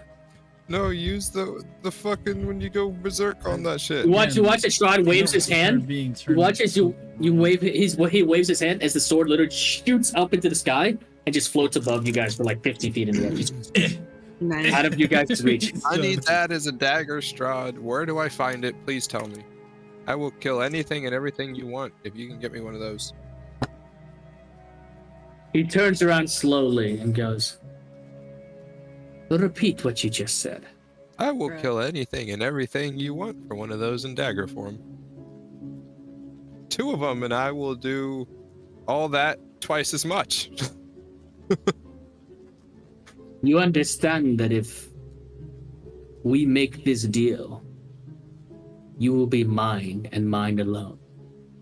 Yes, except unless you tell me to kill a Ben, a Moon, obviously you're not going to tell me to kill her. Larry I just met, but we probably shouldn't kill Larry either. He Everybody's pauses and already he, dead. So we're Why good are there. you trying to go under another person's control when you're still under the original? It's okay. Strahd does nod and look at you, Ben. He's not wrong. Well, I know you. I don't know the veiled. This is an interesting turn of events. All right, how about I sweeten this deal then? You get back the Vistani child, and I hope your morality would have stopped you there, but I suppose part of your group is quite interestingly not to the same wavelength. You kill the Yeah, Veiled some One. of us are smart. I want her back the way she- I ensure that you become a warlock for me. If you find that acceptable, then we will have ourselves a deal. And of course, I'll throw in artichoke. daggers that do electrical damage. Yes. Yes. Yeah. That sounds good to me. What is wrong with you? He watches his He has some smile- master plan. a smile And- breaks across his face. He goes, well, I suppose I might have underestimated you all. I thought we were going to become enemies, but it seems like there might be a fruitful relationship evolving between us. That's funny. Just wait till I get caught stealing from your people. With the dagger. He looks at you and he goes, What the- he looks at you and he goes, well, my people know how the world works. And if you get caught, they shall punish you. Don't drive Yeah. it on yourself. Have it- So don't get caught, is what you're saying? Can I have a straw? No. Well, I suppose that is how you get free. I would never encourage theft, of course. All right, well, take it from Strahd. Don't get caught stealing. You can do what you want. Let's go. He turns back to you all and goes, well, it seems like I've got the signature of one of your members. What about the rest of you? At that, Irina finally speaks up and she goes, "Don't know why you need this veiled one dead so much, but if it brings back Arabelle, I'm on board." Even if it doesn't bring her back to her original form? Irina turns to look at you, Ben, and goes, "Would you rather she be permanently dead?" Rather us find another way. Okay. What is your other way? Strahd's not the only one that's able to resurrect the dead.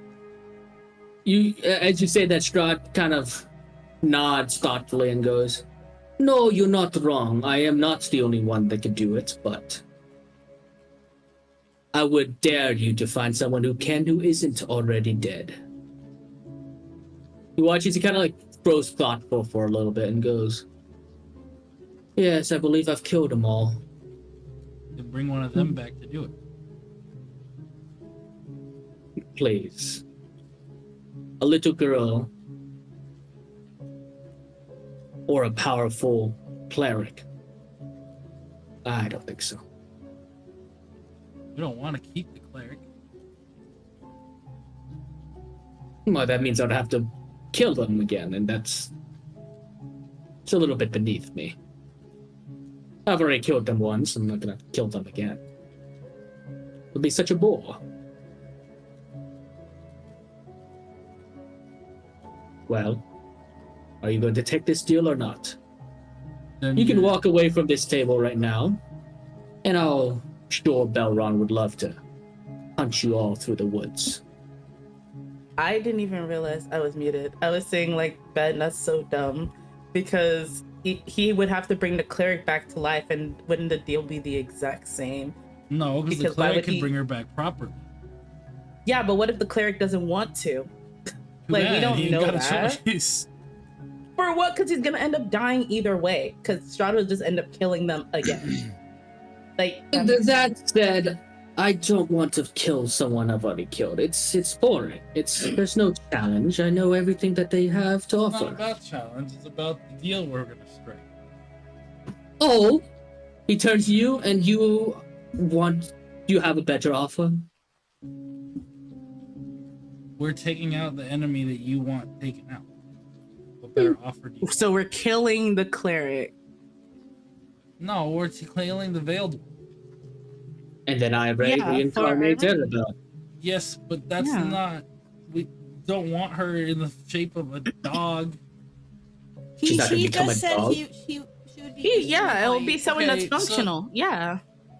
She'll be humanoid at least. That's how this spell works. Yeah, she'll be functional human being. I mean, Ben, go ahead, roll me an Arcana check The to see if you've definition never of heard, human if is you've very ever heard of this broad. spell, or you, Moonchild. Go ahead, roll me an Arcana check. Whoever wants to roll me an Arcana check can.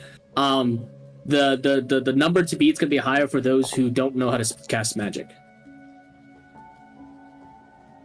Okay, I mean that's not gonna do it for Ben. Yeah. I can try. Okay, you can try. Moonchild, unfortunately, is not gonna do it either. You can try, Larry, but you're gonna have to beat an 18. Okay, Yeah, there's no way. You guys don't really seem to know anything about the reincarnate spell. But Strahd, he continues to explain. He goes, "Look, the reincarnate spell is a simple druid spell. You bring someone back as long as there's still a little bit of flesh of them remaining. I could go and dig up your Arabelle and see what is left of her, poor girl. And she'll return, humanoid. A member of society. She won't be human, or she might be human. She could get lucky. Or she could be a dwarf, a gnome, a tiefling, an elf, half-elf. But she'll be alive." Okay, the only problem I have with this is that we gotta remember this is still a little girl. And this is still a little girl with a family. And if we send her Exactly. home looking like a tiefling or a gnome or an elf, they're gonna freak out and say that's not her. And it's gonna create way more trauma and way more hurt for this little girl than it already has. You imagine being brought back and your parents not accepting you? You see Strahd slowly nods. He goes, "You're not wrong. That would be very heartbreaking." But outside of that, she could either be reincarnated or she could rise as an undead corpse. Now, you said that half of her body was torn apart and she's crushed under rubble. There's not much corpse left there. I can't do anything more. But a cleric could. Of course they can.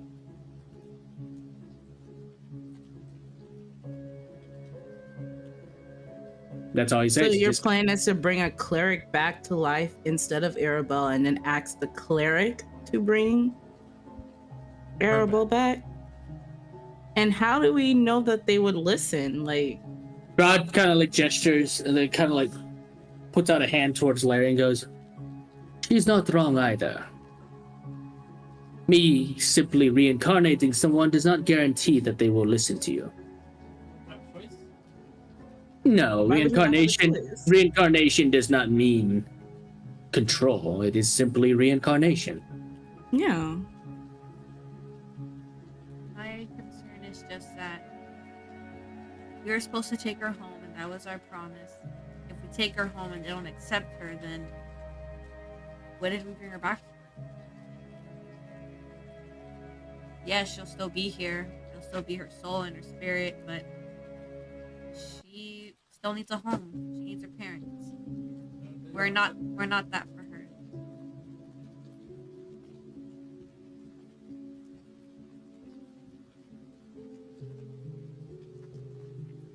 Irina's gonna speak up. She goes, "I agree with Moonchild, but can't we try explaining? She'll know everything about the Vistani. It's not like she's lying. It's not like she's fake." That is true. I rather have her alive and have her and keep the promise that we made than just letting her die the way she did and not doing anything. If we have a way to like fix the mistake that we created, why wouldn't we take that opportunity? I'm just saying that we need to prepare for the worst if we do bring her back and she's not accepted again. And she would probably fall into our hands, which therefore she would probably fall into more danger and possibly dying. Strahd pauses and he goes, "There is another option. She comes and stays with me in Castle Ravenloft." Oh, of course. There it is. Oh, I see it. That's He not gives where you her a- family is. Well, then I bring her family to Castle Ravenloft. That's not where their people are. He looks at you and he goes, "And what are your people?" Don't. You tortured a part of my family, and I don't really want to talk about it. He rose an army against me. Punishment is punishment. It is what Punishment will is be. another thing. Torture is different. I'm trying to come up with Torture a solution befitting for a the little crime. girl. And I gave you that solution. That's not a good solution. I'm trying to make sure she gets back to her family. So am I. And from where I am sitting, you don't have much options. I am not going to bring back a cleric for you. Not only is it stupid, but there is no guarantee.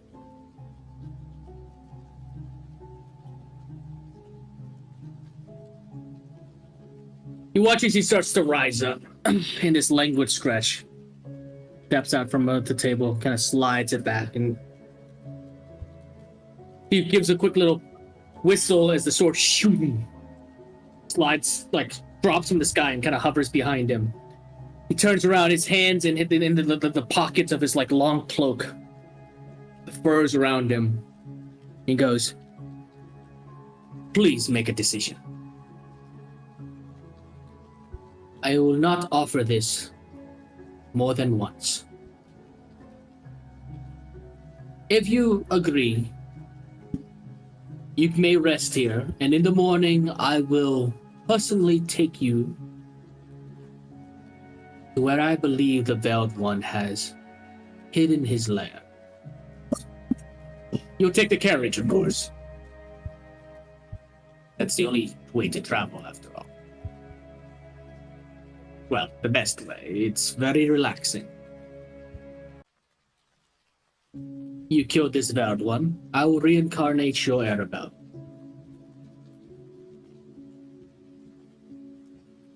Honestly, the way that you're speaking about her has warmed my heart. I might just do it without your permission. Well, I never needed your permission to begin with. You watch as he's going to turn around and start moving towards the carriage. Before he looks back at you and goes, I'll give you some time to think about it without my eavesdropping. Watch as he waves his hand and this, and if anybody wants, go ahead, roll me an Arcana check. It's this sort of whoosh bubble kind of encloses the carriage, and he steps inside. Yeah, I won't do that. My Arcana sucks. Okay. 13. Anybody else want to do it? As you wave it, it's this bubble kind of enclosing the carriage. Magic is not my forte. Okay. Moonchild, with an Arcana check of 13, you recognize the spell as the silence spell. It's a bubble of silence. So you can't hear him, and he can't hear you. And he's erected this bubble around the cart for you guys to talk in privacy. Such a nice guy. Irina kind of looks at you, Larry, and goes, I mean, I suppose. But he also... Well, Moonchild's not wrong. He tortured her mentor. Well, yeah, no. He was pretty much my mother. He's done wrong. No, He's he's not a definitely nice guy. done wrong. He's done wrong, but like the things that he says and the things that he does not... It's weird. It's like he does bad things and he does good things. It's like he weighs it out in a way. It's weird. Irina kind of slowly nods her head. She's like, I don't know if that's true. Look, my mind is too... I can't get the image of Arabelle's face when it happened. I don't know if we're doing the right thing. I don't know. Look, Ben, you're not wrong. There could be another way, but I don't know another way. And you know that the moment that he leaves, Belron's just gonna be on us again. He doesn't seem to want to stop him. He said he gave him life and Belron could do as he pleases. I don't know. There's not much we can do. We're trying to think of other ways, but right now we don't have that option. We're all tired. We all are almost dead. Ben literally passed out. We can't do anything right now, and we have an opportunity. Yeah, it's not a good opportunity, but it's better than wandering around the woods trying to survive off of things we don't have. I just want to make this very clear to where you guys understand that if we do bring Arabelle back and she is not human or anything but human, and her family just for some reason does not accept her or doesn't believe that it's her, we need to realize that she's probably going to be with us for the rest of our journey. There's nowhere we can take her. There's nowhere she's going to be. She's never going to be safe with us. No one's safe with us. And I don't want to be put under that. I don't think any of us do. I just want to make that very clear because I don't want to see that again. Irina sure for hell doesn't want to see that again. None of us do. Yeah, you see Irina just rubbing her face. She goes, and Moonchild's not wrong either. I don't know. I just want you guys to know that this is the risk that we're going to be running. I don't want to do this, but if you guys want to do this, then that's fine. I agree with you. Don't get me wrong. But what choice do we really have? I know. That's the thing. God doesn't give us a real choice. He says he does, but our choice is either that or death. So no, he doesn't give us a choice. Well, technically, it's not like he's the one that's putting us into death. It's someone else who's He's not trying to kill stopping us. it though. Yeah. He could. It's his guy. It's not necessarily his responsibility. Yeah, why is it his responsibility Like, he for didn't what kill this him. guy is doing? And let's say they don't accept her and we can't keep her because, like I said, anyone who's with us is going to be in danger. And she goes to the castle. She's not going to be happy there. That's not her home. She's not. Irina also nods. She goes, Look, I've never been to the castle, but so what? She can't stay with us. She can't stay with her family because they hate her. Well, What? we don't know that for sure, but it's a possibility. Watching, he starts. You can. I know this group is prone to assuming the worst, but can we just have any positive thoughts? Like, why are we looking? Irina's face is like. Oh.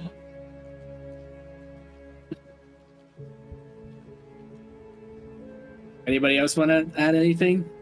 Irina seems. I mean, there's a tug of war right now. Anyone want to break the tug of war? Try to make a final call here? Well, Deca already said yes to Strahd, so like all we need is it's really up to our decision at this point.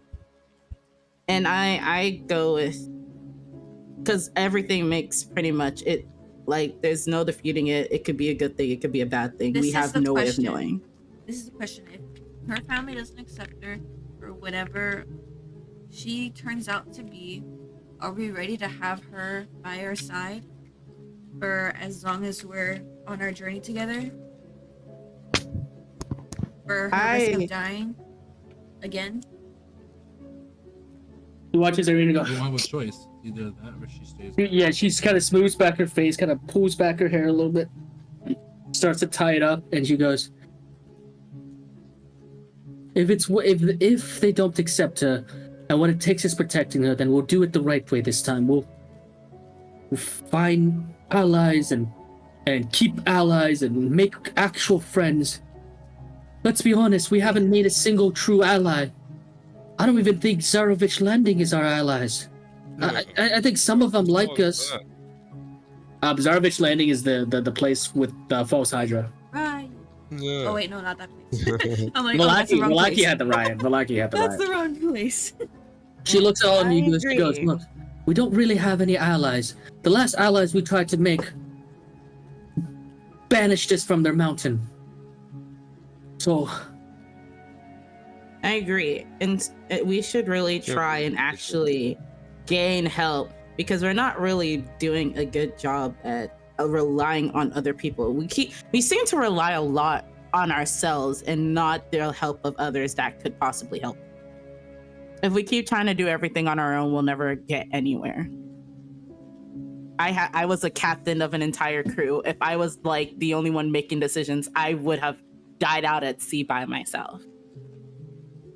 you see Irina slowly nods and goes, I'm starting to agree a little bit with Larry here. We might not have an option, but if we're going to take the risk, she looks at you, Moonshine. She goes, look, if we're going to take the risk, we should at least be better than we were before this. Alright, then that's our decision. If she's not accepted, then we do better. And even then, we need to do better. Yeah, because what happened here today should not have happened the way. I agree.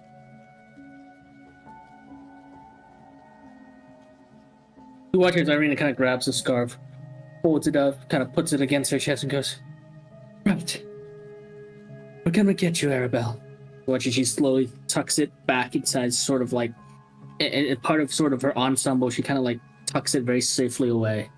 And she goes, right, well, who wants to tell the devil our decision? You watch as he has this very tired look, very tired smile on her face. I can, if no one else wants to. Yeah. Ben, go ahead, Becca? If you like. Okay. Okay, so Larry, you head towards the cart. It's it's the carriage. Sorry, not the cart. The carriage. The carriage's doors are closed.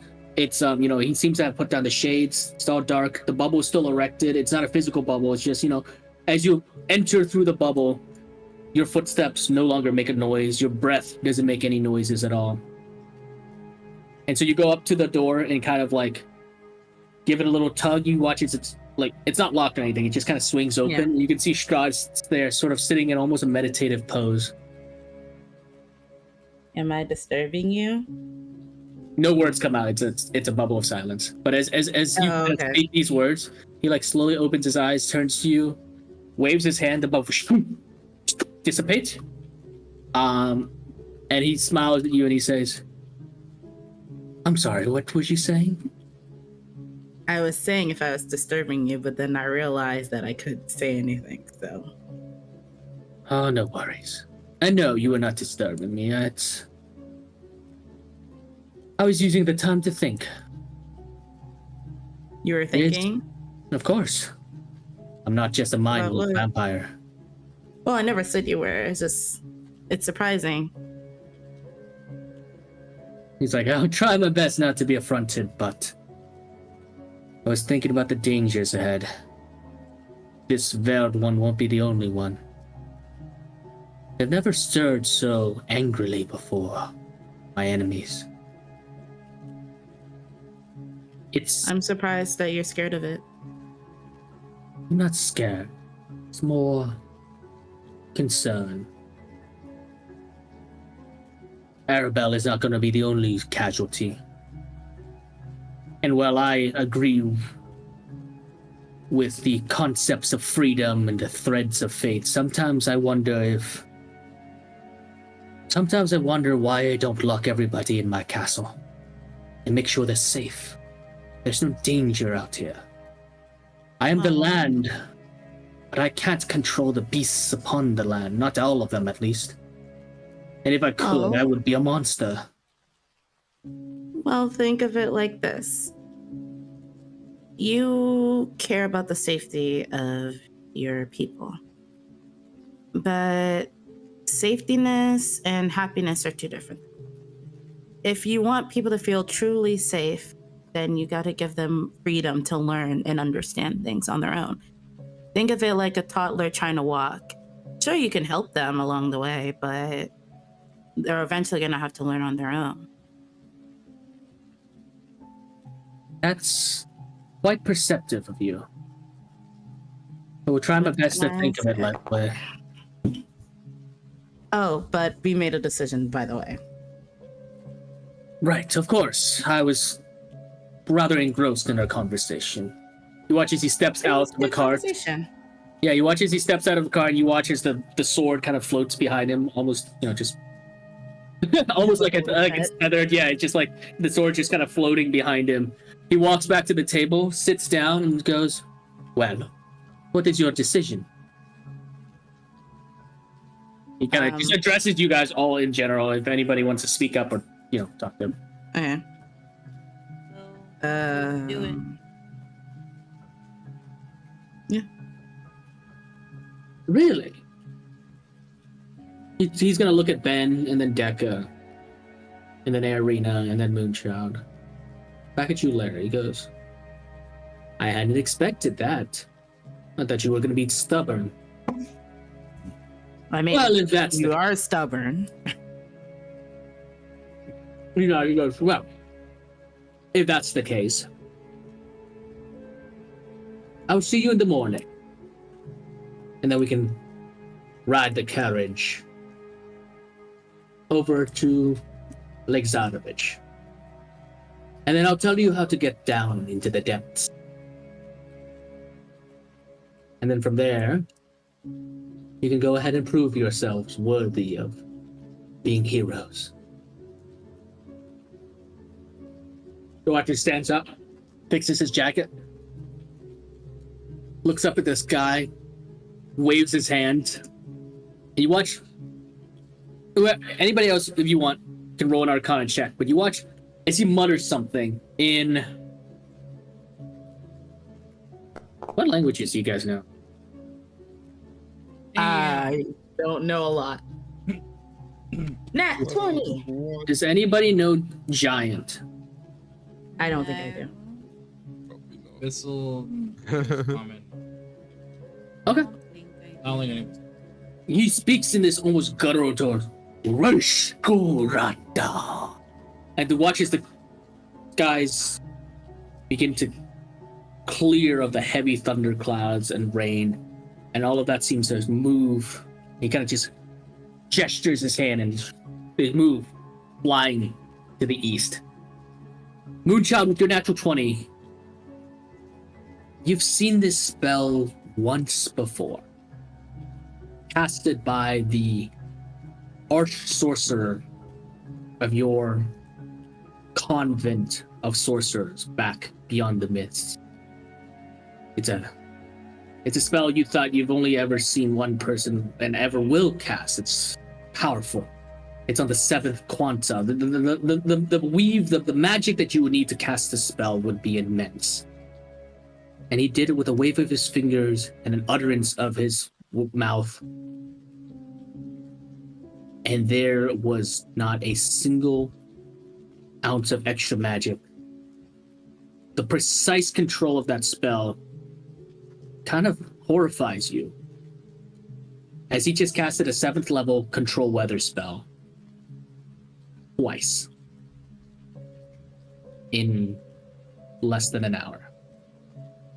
You watch as Strahd stands up, fixes his jacket, nods at you guys. He goes, "Sleep well. The mists will, I suppose for the first time since you've been here, protect you." He turns around, gets back into the carriage. There's a as it within these two hands kind of stick out, flicks the reins a little bit, and the horses gonna go and canter away through the mists and out of sight. You guys are left in a patch of dry earth, food still on the table, lantern or candlelight still up, mist kind of encircling around you guys now in this protective force. Not a force field, like a protective barrier. For the first time since you've been in Barovia, the mists are your allies. But for how long, you don't really know. And with that, we can go ahead and take a quick little break here. If you guys, and then we can come back and then decide, are you guys long resting? Are you guys doing anything before you long rest? And then we can initiate a long rest at the very least. And then you guys can talk and role play amongst each other. Otherwise, I'm just gonna eat real quick. And grab some water. But yeah, we can do a quick little 2-3 minute break. All right. Okay? All right, peace. I'm gonna kill that son of a bitch. Get a cool day. What are you doing, Deca? I'm getting a cool dagger. At what cost? I'm already a fucking zombie, you retard. At what cost? I'm already a zombie. What else do I have? Like, for real. It's not getting worse than this. My flesh is peeling off of my face, and you're asking me at what cost? Are you stupid? Strahd has a. I wanted that too. This shit will stay We're on together the same better. wavelength. Right? I'm like, does he have a brother? Oh, you could have Knock asked. some sense into him. Could have asked. I could ask. I could have asked. I didn't. Should have. Like, we're a sister, or a long distance cousin. They're probably all dead. I mean, you're still a real. human. So, Huh? you're good. Oh, she's a chiefling. I'm Oh, a Ben thief. good. Ben's still, I'm happy. like, well, you're not dead, though. So, I'm a tiefling as well. That's what I'm saying. Is for you, there's a cost to take the deal I took. For me, I can only win from here. I mean, I'm already dead. no, there's still a cost. What do you mean I'm dead? I You have no just family. My ruler agreed. is a fucking veiled one. He has no family. You're not his dad anymore. I told you I never was. See? You see this shit? Disowned, You ask me what disowned. cost? There's no cost. I didn't. Larry, I have nothing to lose. Yes, you do. He does really have yourself. what? He's You already a now you have zombie no and free working for will. the You have villain. to work. Not anymore. He's gonna work Right. for Strahd. That's better Yeah. than the veiled one. That's true. Plus, he's probably gonna die when the veiled one's dead. We don't know if Strahd can take over the curse. Exactly why. So either way, This is you're better than Don't being with the all right, veiled so- one. And if you die, I'm picking up your dagger. Mechanically, by the way, whenever he said you'll become my warlock, it just means that you need to have. You're no longer be a cleric. Obviously, you're gonna need to have a level of warlock. Yeah, at least one level of warlock. You just won't be a cleric anymore. Yeah. And because yeah, you'll be a warlock to a vampire lord, which will give you specific powers. Blah blah blah. See, he gets powers. All right. Well, Yeah, guess but we're he'll all be under still his vibing. control. Well, technically, he doesn't seem to be controlling any of his quote unquote people. Because, like, isn't that dude after us and he could stop them but didn't? What? Seems like Deca got free will.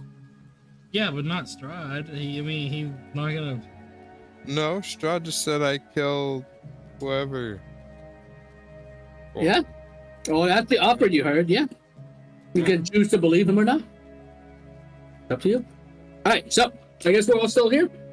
I got me some I water. get to do more of what I love, and I get a badass dagger, and I'm not a zombie. Come on now. Sleepy, bro. It's Yeah. 10:32. Oof. Oh yeah. Sorry. So Nah, you're good. are you guys taking a long rest or doing something, researching, like anything you want to do before we say you long rest and go I about- really want to try out my statue, but I kind of at a bad health right now. You could try your statue again. It is a DC know. 15 intelligence check. You also have your Yeah. inspiration. I have. Oh Yeah, yeah, I was here on Although time. I don't know if That's you want right. to use it for that or use it during a battle. I don't know. But yeah, I mean, I want to try it. Yeah, I might as well. Okay. What are you gonna do that? Yeah, I want to try my statue out. Okay, Wait, go ahead and wait, click wait. it. I still have Ben's dagger. Can I try to contact Loci? Right. You can. I mean, yeah, it's still connected to Ben, right? Are you gonna give it back to Ben because it's not in his inventory? No. Please Okay. not give it back. Okay, so Larry, while the rest of you guys are kind of getting ready for bed, you sit down. I don't know what the rest of you guys are doing. What the rest of you guys are Did you talking. use hellish rebuke? You're I gonna. don't know. I don't know. Are you what gonna just burn the happened. fire? Are you gonna burn the statue? No, wait. Why did it just? I don't know what happened. The hellish rebuke activated, and you click yes Oh, why did it activate? because it's damage and it's a reaction on getting taken damage. Oh, You take damage from Okay. it, you're gonna give it. I'm sorry. I'm sorry. I was like, what? No, I didn't mean to burn it. I was like, what is happening? Okay, no worries. So, while the rest of you guys are talking and discussing amongst yourselves, Larry sits cross-legged on this nice cushiony sofa-looking chair. Sit down, and you concentrate on the raven hand statue. Mhm. As you can focus on it, you can feel that same migraine-like grip upon your mind as it resists you and fights. Of course. You can feel this pressure kind of gripping into your brain. And for a moment, you focus on yourself. You focus on, the experiences you've had, and it flows past you. You still feel yourself hurting and aching, Yeah. but not that much. As it flows past you, and then as you open your eyes, everyone else outside can see that the statue that she's gripping, like against her chest, black smoke is leaking out of it and surrounding Larry in this like almost double helix spiral. But Larry, your eyes, as you open them, they're pitch black, and you don't see yourself in a clearing anymore. You find yourself. Actually, give me a perception check to see Okay. what you see. All of you guys Okay. see this black smoke billowing out and surrounding Larry. You guys want to do anything? Because Irina's like immediately she sees that she immediately stands up and she goes, guys, what? Can I touch it? Can I poke it? Yeah, you walk forward, the stick. and as you like reach out and like put your finger up to the smoky black gas that's like just billowing out of the raven's mouth, it feels like smoke. Nothing happens. Okay. Can I do an investigation and like see what's happening? Yeah, roll me an investigation check as Irina kind of backs up a little bit. Ben and Deck, are you guys doing anything? No, I'm just gonna eat. Okay, you I'm continue just to gonna eat. chat Yeah, okay, you continue to What is he eat. eating though? He's Most of zombie. it is all cooked meat. I mean, but he can eat cooked meat. It's Hey, not. Ben, pass me that fish. Yeah, exactly. It's all like cooked and filleted and grilled. Damn it. Moonchild, the best that you can tell is that she's under some sort of magical enchantment or trance or something. But that, I believe, is pretty obvious. Larry, as you opened your eyes, with your perception check of 14,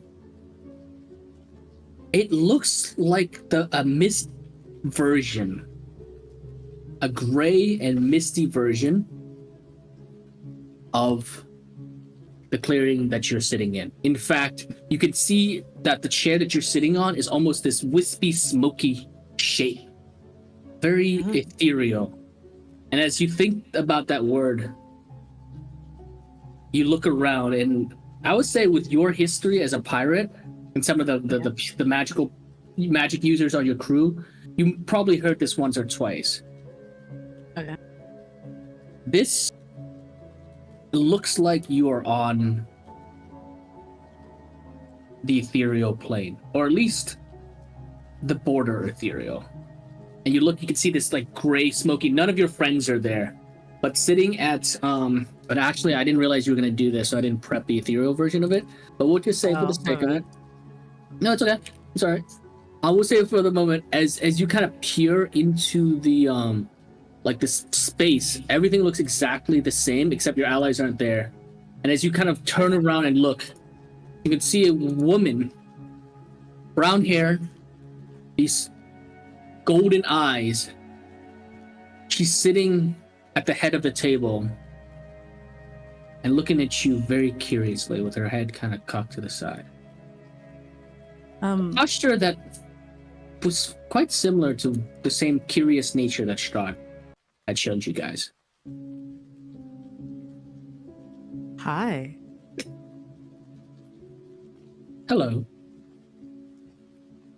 How are you? He looks down at where she is, where you are. He gives a little chuckle and goes, well, I could be better. Yes, I could definitely be better. How did you manage to get through the Raven? I sat down on a chair and felt good pain for a bit. Clever. Well, we've met before, except you saw me as more of a white light. Oh, that was you.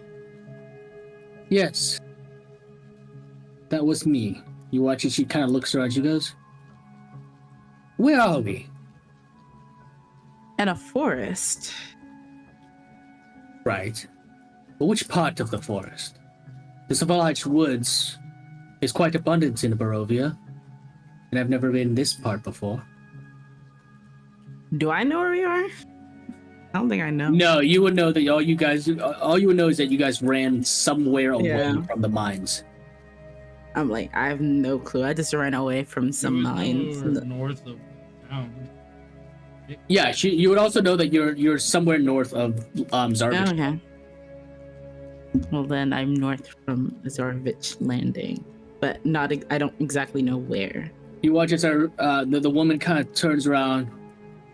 She kind of shades her eyes as she's trying to peer through the tree. She goes, north of Zarvich Landing. Okay. Well.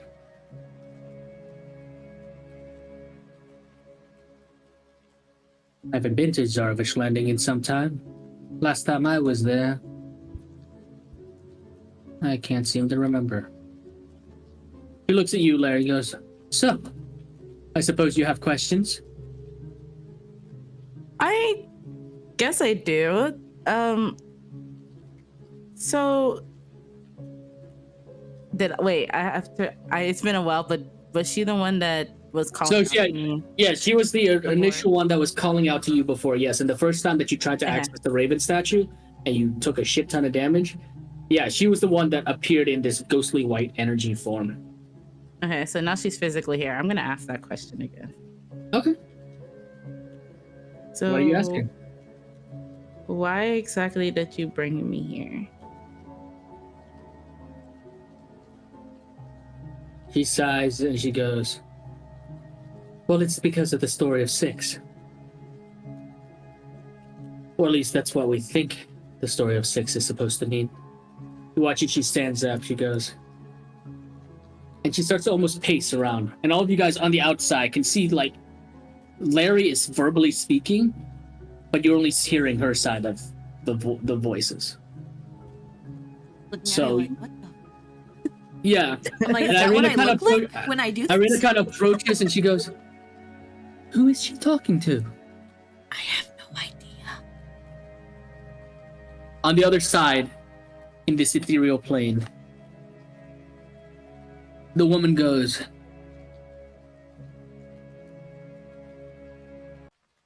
from what I remember, the story of 6 involved Outlanders and at least one local Barovian. The story revolved around escorting a woman to the west, or east, or south.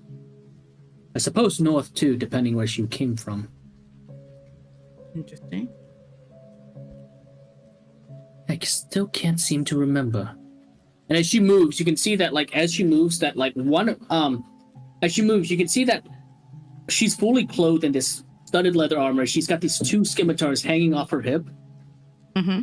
And that's her top, while it's armored, it's pretty short sleeve, and you can see that on her, like, branded upon her arm is this intricate set of runic symbols. Given your languages, you have no idea what they say. Yeah. He Memorize. turns back to you. If you want, you could. Go ahead, roll me an intelligence check to see if you can memorize the symbols when you exit of your trance-like state.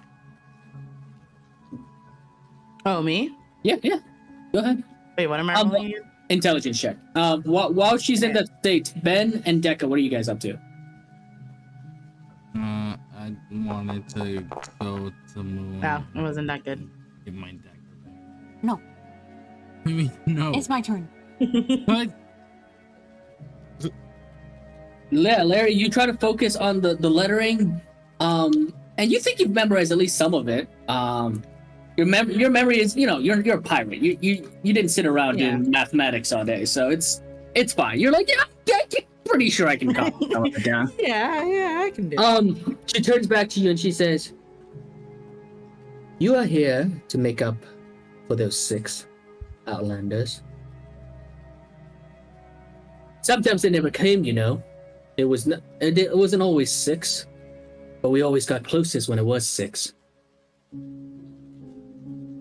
But what exactly are we supposed to do?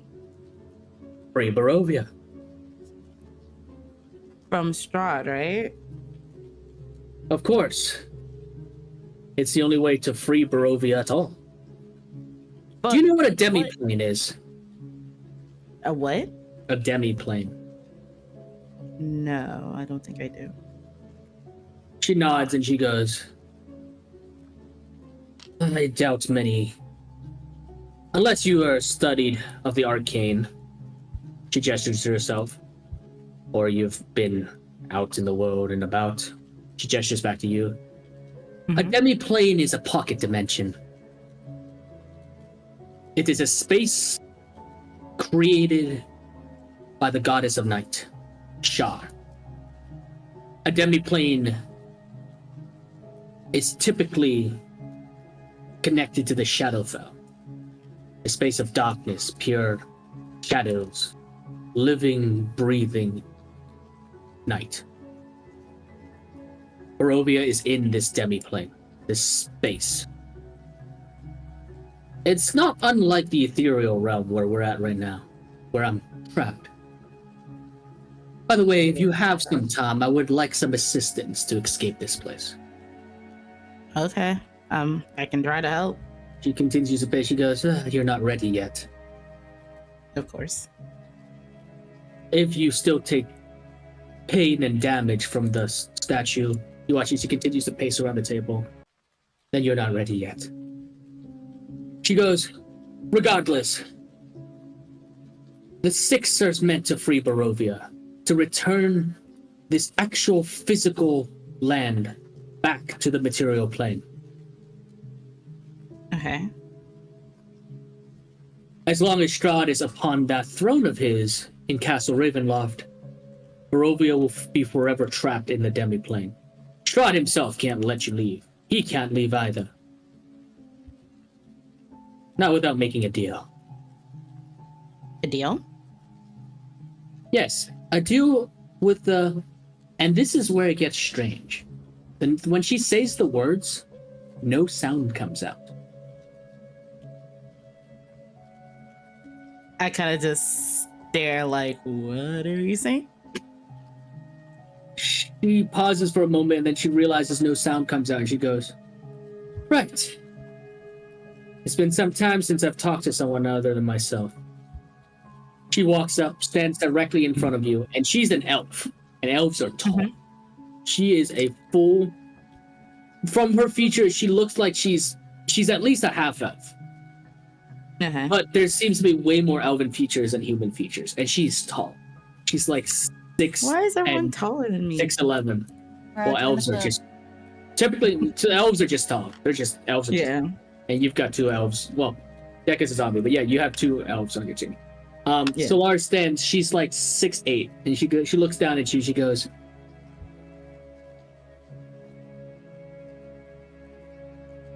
you will have to find the rest of the information on your own. I cannot tell them to you. The curse. She watches, she kind of gestures to her arm with the symbols, her 2 arms. She goes, oh. Yes, a creature put it on me. Do you know this creature? Can I kill this creature? Yes. His name is... And that's all she says. No noise comes out. Okay. I see the issue now. Okay. And don't bother asking for me to write it down. It just comes out as gibberish.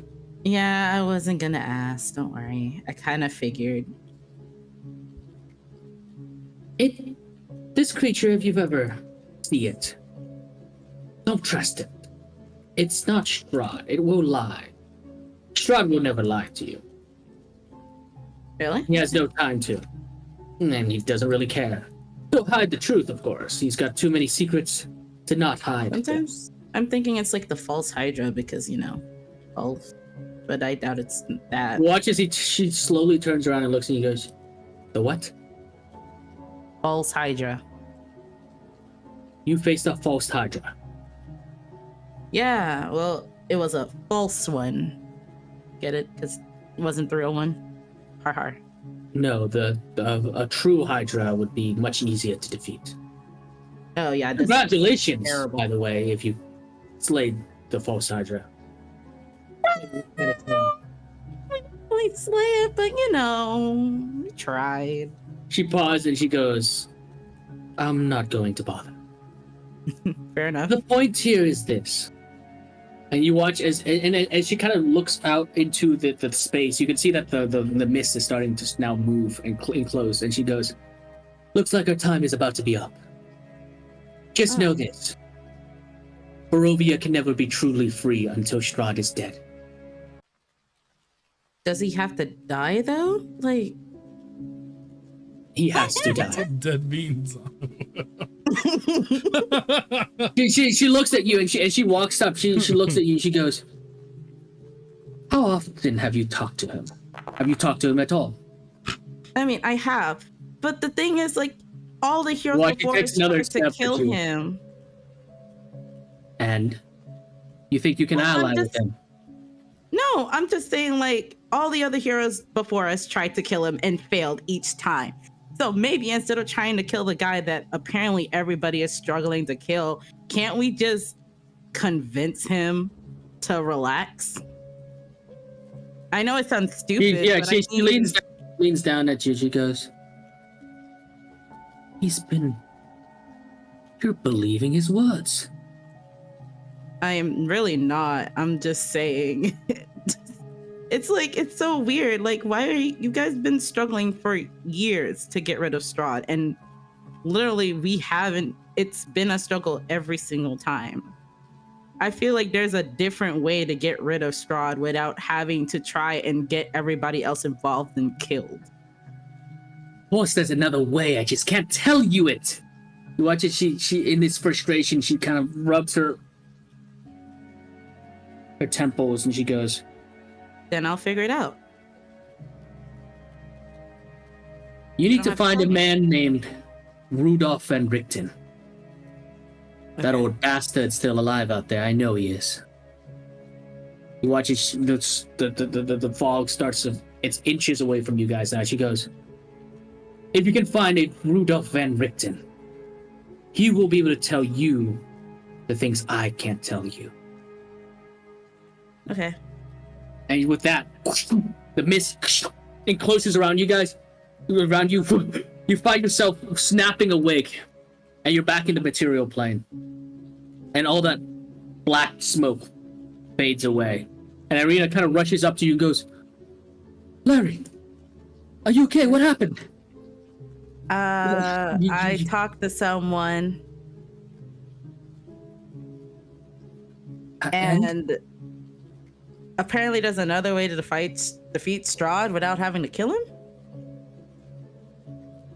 What is it? Well, that's the thing. They couldn't tell me, but they said I needed to find a person in... Oh my god. Rain, please don't mess with me right now. No, I got you. Rudolph Van Richten.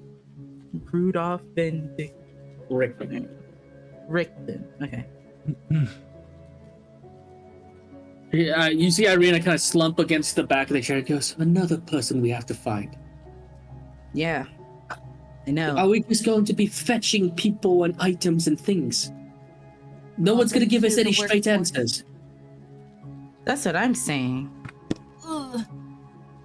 But at least it's something better than nothing. I mean, it's a way to defeat Strahd. And apparently, Barovia is trapped in some plane of existence that isn't the real world. Irina goes, no. Well, I mean, I know we're trapped in the mist, but no. If we can escape the mist, then it's got to go somewhere. The woods don't just stop, right? No. That's not what she said. She said we were trapped in some plane of existence. Who is this person? Damn it, brain. Who is this person? She said that her name was Solar. That's so barbarian. Yeah, that's very barbarian. God damn it, brain. Solaris. Irina kind of leans back, looks at the sky, and you can see like the stars are starting to disappear as the first dawn break, kind of light streaking out. Oh, I didn't get sleep. Oh no, you guys woke up early, but you guys didn't really have a good sleep. You know, you guys. It's been pretty stressful, and you guys just ate, so I'll let you guys take a long rest. Oh, okay. But yeah, Irina kind of looks up at the sky and she goes, "It's never easy. This whole thing is never easy. It's just." That's what I'm saying. I mean, seriously. Do you know how many people have died trying to defeat Strahd? I feel like there's something going on. It's like the universe is telling us something that we're just not understanding. Well, brains are just not comprehending. I didn't lose my Tarot. And I'm dumb. Irina goes, I'm the thing called stupid. Is there anything else we can ask these people that these magical, wishy, whatever people that always seem to contact be Loci. there? Okay, go ahead, roll me on a religion check. So you pull the dagger out in front of me. Yeah. Yeah, you pull out the dagger and then you focus on it and you say verbally, "I contact Loci." Oh, nat 20? Can I join her in it? That's so funny. Or in my notes. That's hilarious. This changes a lot, actually. Hold That's on. some BS. Oh no. Use your Oh reroll. no. Okay. As you grab that, you give Ben a quick glare, Moonchild. You go, "I'm gonna contact Loci." As soon as you say that, you see her eyes Yeah. roll back into your head, and she just slumps onto the table. No, Oh, I'm snap. a No, contact sorry, no, Loci. She falls, What? falls prone, and as her vision, your vision fades, Moonchild, you find yourself sitting up, and you're on the edge of where Ben always met Loci, like almost as if you're floating on the edge of some floating city, looking outwards, and in the distance, there's only darkness and stars. No light, no images of angelic beings, just darkness. Holy shit. And as you look around you, one of the lights starts twinkling and getting brighter. It turns into gold. And you see a man in his golden armor that's tarnished, battered. You can see golden blood just like staining it, as well as others like pitch black tar-like blood. Oh my God. And his wings are like frayed and damaged. And his like sword is like just beaten to hell. It's got nicks and cracks. There's a as he flies in front of you, and he looks at you curiously before he breaks into a grin and goes, "Oh, you're that tiefling girl that Ben has in his mind all the time. Oh. What's her name again?" I was exposing Ben so. Moonchild. Yes. Well, Moonchild, what are you doing here? So her face This is gets really red. crazy. This is very Turns to a incredible. different She color. turns red. Yeah, she turns red. He goes, "Well, now don't explode on me. What's going on? What is Ben? He's okay. Why can't I see anything?" He's okay. He's fine.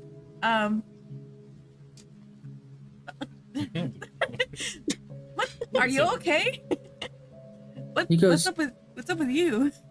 He looks around and he goes, "Well, I'm doing all right. Why can't I see anything?" You can't see anything? Like you're Well, no, I can. Well, of course I can see you, but I can't see anything else. Why can't I? And then Moonchild, roll me a wisdom saving throw. As this cold shiver spins down your back. Mhm. Roll me a wisdom House saving seems throw. to be in trouble. oh wait, Moonchild like collapsed, her eyes rolled back into your head. She's now like a pile on the ground, and Irina's kind of kneeling down. She's like, go grab some towels or something. Maybe she. I want to use my inspiration. Okay. Is there towels? She goes, "Well, no, but there's cloths on the table." You watch it, she starts pulling out the tablecloths and just like dipping them into like tea and water and just kind of like trying her best to get. Her? Yeah, you give her a poke and her body goes, just twitches a little bit.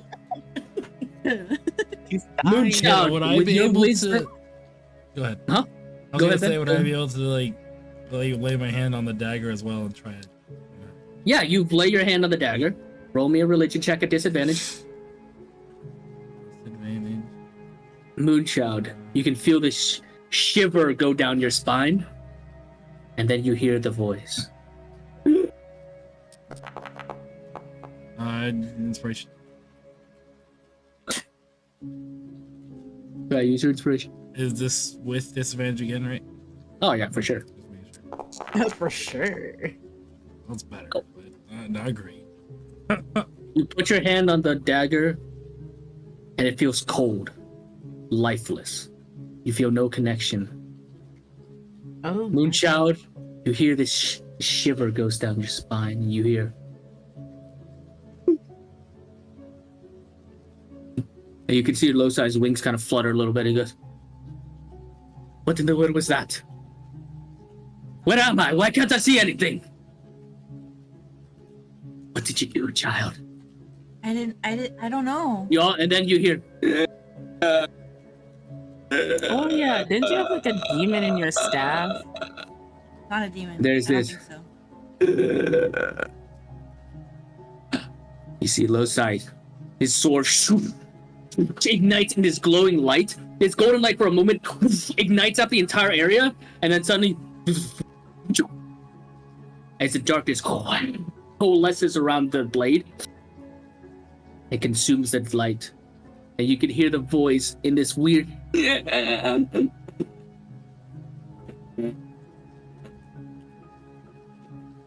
almost this crackling laughter. And Losai goes, Did you kill Losa? "What did you bring me into?" And for the first time since you've ever heard of him from Ben, and if Ben was there too, there's a twinge of fear in his eyes and his voice. He goes, "Let go of the dagger! Let go of the dagger!" He screams. And in your hand, you can see that you're clutching the dagger tightly, and that it's almost fully enveloped in black. It's no longer golden, no longer shimmering. You can see the tendrils of black almost about to cover it up. Do you let go of the dagger? I let go. You throw the daggers, and as you do that, Ben, you can see the dagger falls into the ground about like 15, 20 feet away. The clouds on the ground. Mucha, you gas awake. You sit up, and you can see that Larry and Irene are like rubbing your temples, like trying to your eyes. You're sweating. Your skin feels like it's on fire. And then the dagger clinks upon the ground about 15, 20 feet away. What are you guys doing? What can I make of what happened? All you saw was This was in an instant. Moonchild. Yeah, Moonchild collapsed. Irina and Larry trying to revive her, getting some water, tapping her head, and about a minute and a half passed, and then all the dagger in Moonchild's hand just flew out and clattered to the ground about 20 feet away. Is she awake? Yeah, Moonchild, you're awake. You okay? You Moonchild, you awake, hyperventilating. No, I'm not okay. What I almost killed Losai. What? Or at least I think I Wow. did. I don't know what happened, but You're okay. I'm okay, but I don't know if he is. Right now goes, what did you see? What happened? I go for the dagger. Losai, I saw him and we were talking, but he said he couldn't see anything. It was dark, and the creature that's in my staff is there. He was there. He was trying to do something to Losai. Like, he wanted to get rid of him. Ben, as you Harm hear him. that, and you're staring upon the ground, you can see the dagger. It looks normal to you, but as you reach down and grab it, it feels wrong. Feels almost tainted. And you have this urge to just drop the dagger. It feels gross in your hand. What the hell? Why does it feel? Roll me a wisdom saving throw. Is it you're holding this dagger? It feels wrong. It feels gross. It feels. Roll me a wisdom saving throw. Hell yeah. Man, we just can't catch a break, can we? You toss the dagger into it clatters away. And you look at your hand, and you look at the tattoos. You can see part of it has faded. The top half. The part claiming you some touch of divinity. The top half upon your arm, the tattoos seem to have faded. You have... Ooh, she grabbed the dagger. Okay, so you no longer... Okay, so when you get the dagger back, you're only gonna have one charge of the its power. You're only gonna have one use of it. And that's as much as you know now, at the moment. You don't know what else has happened to you, but you can feel this almost gross disconnect from this weapon. What do you want to do, Ben? It's still on the ground. You can reach for it again. I'm gonna to maybe see if you can hold on to it or something. I but could try at to the reach moment- for it if No, I could reach I'm for just it. gonna try and I'm gonna take a You want to hold it with a cloth? and throw it in my backpack. Okay. Yeah. So you, as you kind of like take Like, I one can of the lift my tablecloths, just sleeve like or wipe. something. Oh yeah, that works. Yeah, or the tablecloth. Yeah, you kind of wrap it around it. It feels wrong.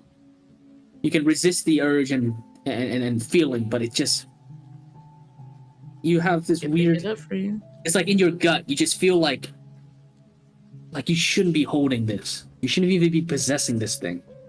It just feels wrong. And I'm gonna go ahead and move the weapon back over to you.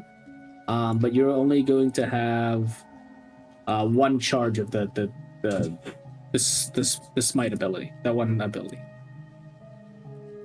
And as you kind of like look at it, you can feel it. There's something is disconnected you from whatever power or whoever, like wherever loci is, whatever that thing is. It seems to be in direct opposition of loci. That's what you I'm feel. so sorry. Need to go back to the church. Yeah, you're only gonna have one of these ability, one of these. So I'm They gonna, do say opposites attract. But yeah. So you have it's back into your inventory. You only have one use of the radiant smite per long rest. Irina Kav, maybe we should just rest. Maybe we'll feel better and something good will happen. I don't know. But she's like, I'm gonna go over there. You watch it. She like reaches in your back, starts uncurling like the bedroll, and just starts just kind of putting it on the ground. She just doesn't know what to say at the moment. And as she kind of gets herself ready for bed, you can see that underneath her sort of outfit with the necklace, it's still there. And she, like, you can almost see as she looks at it, she just tucks it back in. And then Irina's going to go ahead and make herself ready for bed. So I don't know what the rest of you guys are doing, but she is going to go to sleep. I'm gonna Contact- check up on Moonchild. I gotta Yeah, contact my creature, because what the fuck?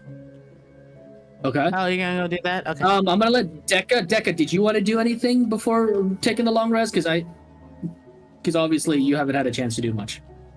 He did a lot. Well, okay. Well, you haven't had a chance to talk, so go ahead. What did you want to do before bed? I guess just learn what I can about my gun. Okay. Yeah, okay. Roll me an intelligence check. See how smart you are. See how to figure out more about the gun I'm and not smart. You could actually. I know what a gun is. yeah, okay. Why don't you roll with advantage then? With Larry's help. We'll say that Larry comes over, you guys start discussing firearms and how they work, and yeah. Go ahead, roll me another one, Deca, with and we'll take the larger number. Okay. So with the 12, even with Larry's help, Larry, you kind of just teach him the basics, how to reload, how to clean the gun, how to make sure that the powder doesn't get wet, right? Make sure that it's functional, but that's as far as you get before you can see Deca just keeps getting distracted. He's like can't seem to focus fully, and you just after about an hour and a half you just give up, and you're just like you give him a pat on the back, you're just like good luck with I give everything. a little tea cup and I get a little spoon and I like ding ding ding over here, Deca. Yeah. All right, we'll say that's what you do for the next half hour. Irina's already gone to bed. Ben and Moonchild, what are you guys up to? I'm gonna try to contact my creature. Okay. So you pull out your staff, you kind of lay across your lap, and as you focus onto the staff, you can see firing shadowy black smoke spinning around you, forming a double helix shape in this around you. And then you open your eyes, and you're in pitch black darkness. And Ben, you can see this. It's strange. The trance that Moonchild seems to be in seems very similar to the trance that Larry was in. Moonchild, you open your eyes, and in this darkness, you can see an even darker darkness. Like this black form seems to flitter and like encircle you, and you hear. What are you gonna do? What did you do to him? Competition. Destroy the competition.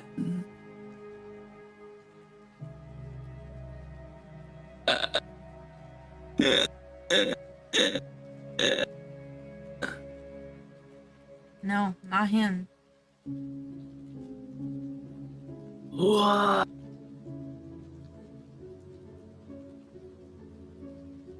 I can take down Strahd.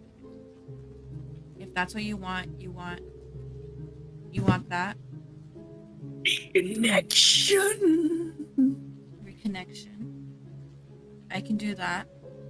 In time. Meaningless.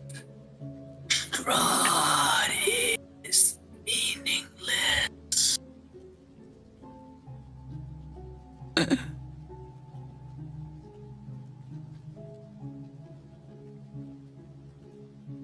And all you hear is this exhale. What do you want to do?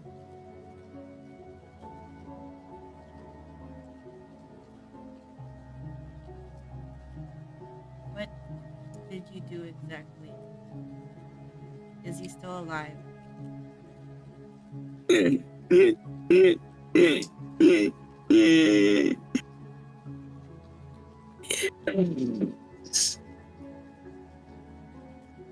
Living in a way.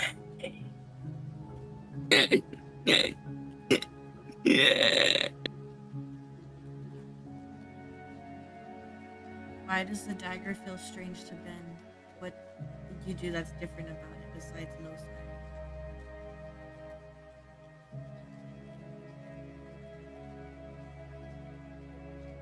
You hear this rather long pause, almost as if this creature is thinking. And then you finally hear a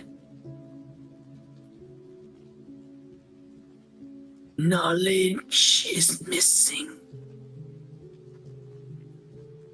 Knowledge. Reconnection. Reconnection.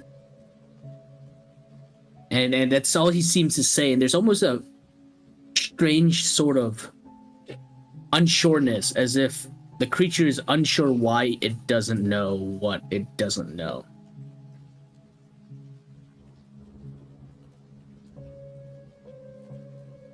Competition. Destroy the competition.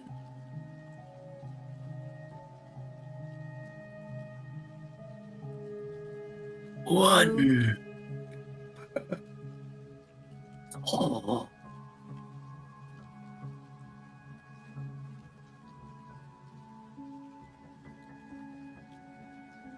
What was that last part? One person. One person.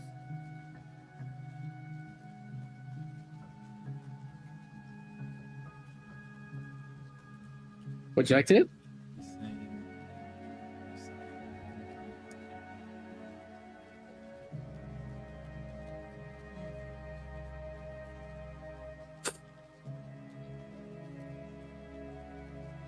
All right.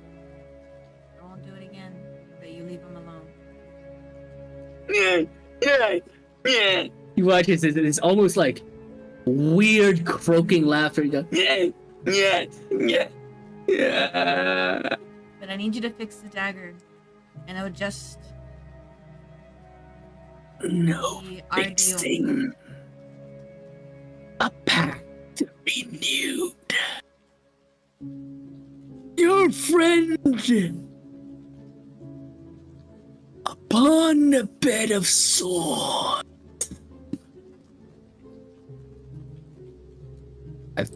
I think. Wait, let me check that note. Hold up.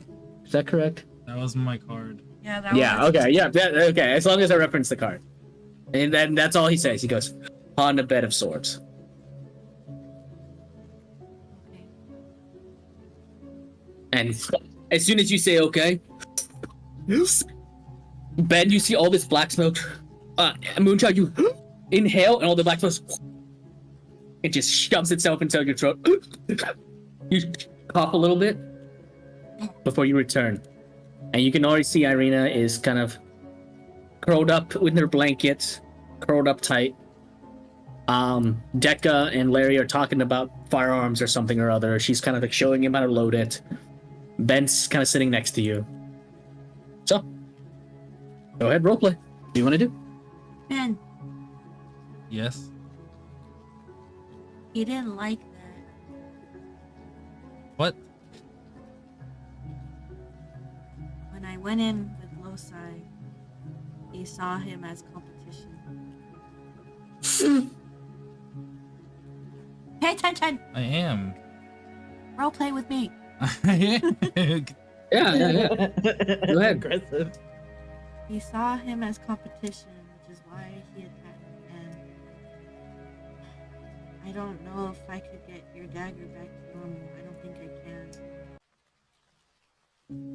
But I would try see if you can contact Losai again and maybe have a better connection with him. I can't even hold the dagger. You're just gonna have to fight through it. I'm not sure. I mean, I can try and see what I can do, but I don't think I can do much. We can always ask Strahd.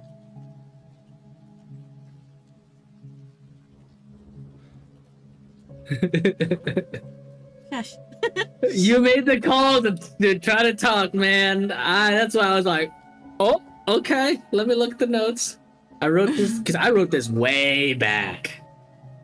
Okay. When so, I held the dagger? yeah. Oh yeah. I knew somebody was gonna try to contact Losai eventually. I wrote out a response for each of you. So it took me a little bit to find the section. Oh, really? For me? Yeah, too? even for you. I could have contacted Strahd. That's cool. Losai, not strong. Oh yes, I read that. I don't even know his name. So, what would you guys like to do? Well, now I'm gonna go Is to it bed. time to long rest here? You long I'm resting? gonna sleep. I'm so sorry. You, You said that is dangerous. Ben, Losai also told me to think about me a lot. I appreciate it. You said I appreciate it. Let me fuck up your weapon real quick. Alright, I'm gonna go trigger the long rest for you guys. As given the fact that Strahd said you guys won't be attacked, if anyone wants, you guys can stay on watch, of course. You'll have to take turns doing shifts. Otherwise you can all just straight up head to bed. I'm going to take a nap. Okay. All right, with that Not a said, nap. I'm gonna sleep. okay. All right, so with no one's taking watch. I don't think so. Okay. No, All right, here we go. it's not. I'm gonna go click the long rest here. It's not gonna be a new day, but I'm gonna go trigger a long rest for everybody. Go ahead and long rest up, and we'll say that you guys bunker down and sleep. Larry, it should have went to you. Tell me if you did. Oh yeah, got it. 8 hours passed.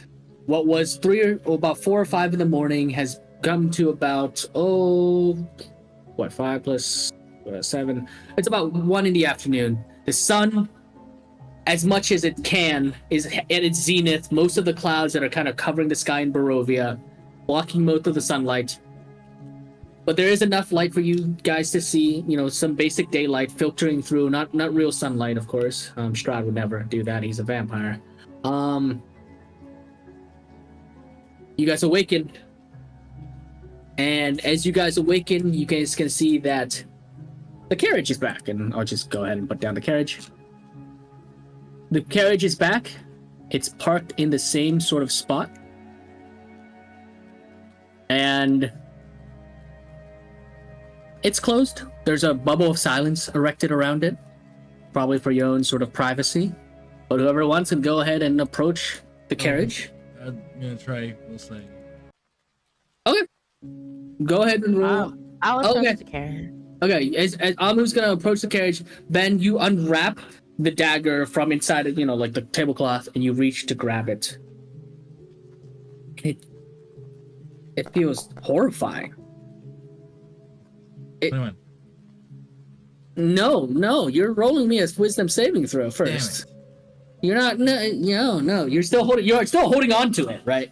So you need to pass that, otherwise you're letting that dagger go. Oh, my back hurt. There you go. Go ahead, roll me a wisdom saving throw. As you're like just you focus on trying to push past it. Okay, 16. Okay. Happy God. Now roll me a religion check with disadvantage. You're holding on to a dagger that you don't want to hold on to, but you're fighting through it. Now you roll me at disadvantage. Yep. Okay. You focus on the dagger, and for a moment you can see the world around you start to almost blink, like. And for a moment, you're sitting along that ledge, and then suddenly, you're back in the wood. You're on the ledge, overlooking. And then finally, the images stop, and you find yourself exactly where you are, in the woods, surrounded by mist. And after another couple seconds, you just let go of the dagger, and you let it drop back into the tablecloth. You can't get a connection. Larry, you go up to the door. What's up? Yeah. Put it back in the backpack.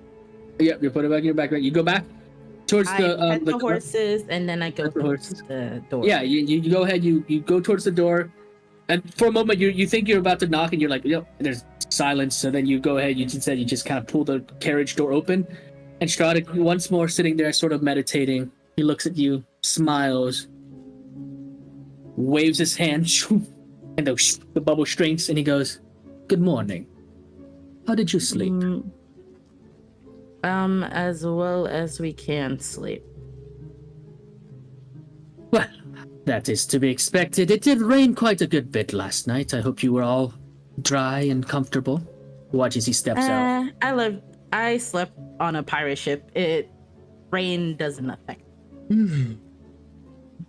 Incredible. Now, are you all ready for your journey? As ready as we'll ever be. Shit. Of course. He looks at you, Dekka, and goes, "Well, I considered our deal last night. I'm willing to go for it." Dagger.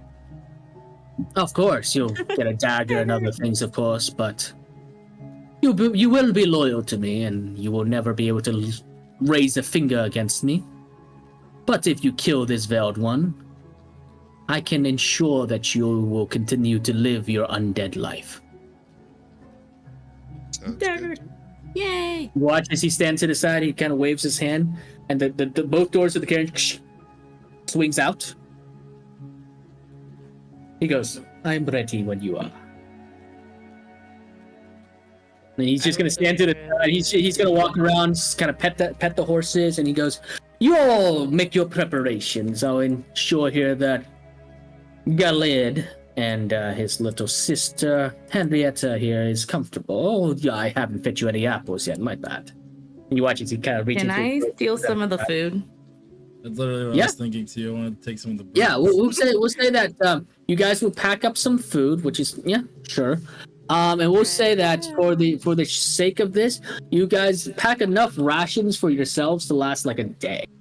It's one long rest worth of rations. So. Can I take some carrots? Carrot. Some carrots right here. Yeah. Nyang, nyang, nyang. We'll say that all together, each of you guys managed to. Again, there wasn't enough food. Like there's a lot of food, but it was like for a feast, right? It's not like traveling food. So we'll say that everybody will get one ration worth 16 points, which is enough for your individual long rest. So everybody's. Yeah. Remember, we're doing it kind of like Baldur's Gate with the point system, but yeah. Okay, we'll say, and that goes into everybody's inventory. And whenever you guys are ready, looks like you guys are about to journey forth. If any of you guys are ready, climb into the carriage. Just put your token in the carriage. They know, and then if you guys want, we can at least get you to the place before we end the session for the night. Looks like a decision was made here. All right, Larry's the first to join in. As Larry, you're the first to join in. Yeah. Strahd gives you a quick goes, I thank you for your trust in the matter. A deal, of course, is a deal. Well, at this point in the game, like, you're gonna have to work with what you have. Of course. I'm a pirate after all. I kind of work with enemies all the time. Yeah, who wants to go in next? Really Who's gonna go in next? Strahd is very keenly watching you guys, trying to. Oh, Deca, you scramble inside. You scramble inside this carriage. Okay. I wanna walk over here and smash this table, or not table, this chair and the stool, and then you walk into. Okay, you go over. You obviously for the sake of flavor, you smash the chair, and then better than save Losai. He's done nothing but help us. You smash the chair, and you Strahd kind of goes, "Oh, what was that for?" That was a perfectly good chair. Stupid. He's doing it for the ambiance. Let's go. Okay, you hop into the cart, and then Moonshine, you follow. Well, actually, no. Irina, you want to sit next to Ben? Irina goes, I really don't want to be inside. Sorry, that's his voice. He goes, well, I don't really want to be inside, but all right. You watch as she squeezed in right next to you. It's pretty cramped in the back, to be honest. You get a sense that Strahd probably only built this for himself and probably like a woman, you know, like it's like a bachelor car, you know. It's not meant to. Top of it makes it better. Wait, question. Can I sit in the front, like right here where the horses are? Strahd will be driving, so if you want to sit next to Strahd, sure. Yeah. Okay.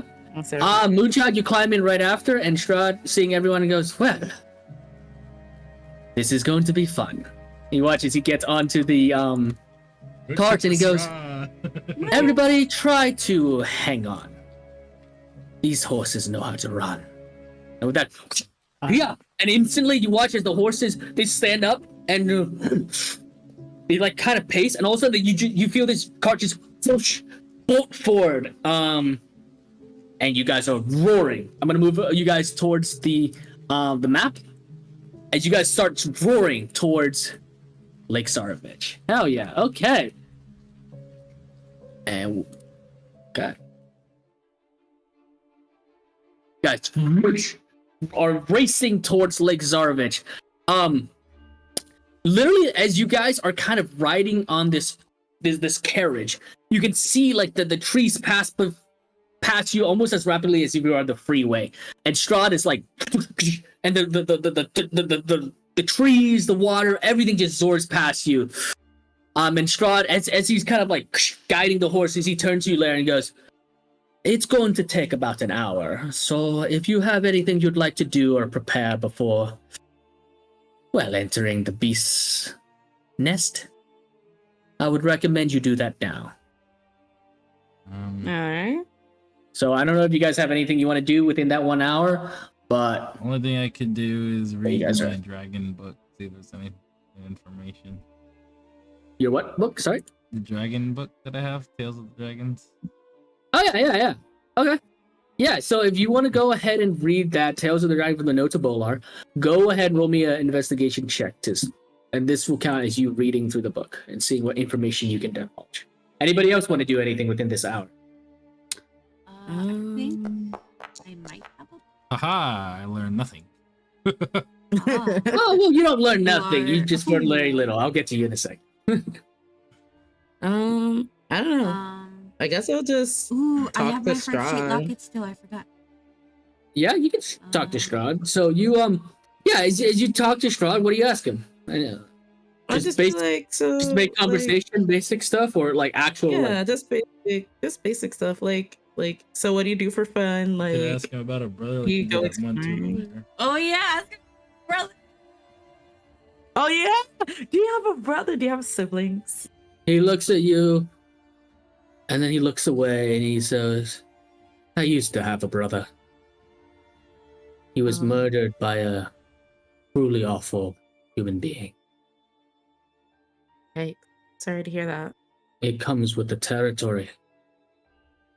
Like I said, my family were militaristic. We came to the land of Barovia to settle it, expanding our reach. And then darkness befell, and well, there's a lot of history there I don't really want to discuss. That's fine. We could talk about something else. What do you do Sure. for fun?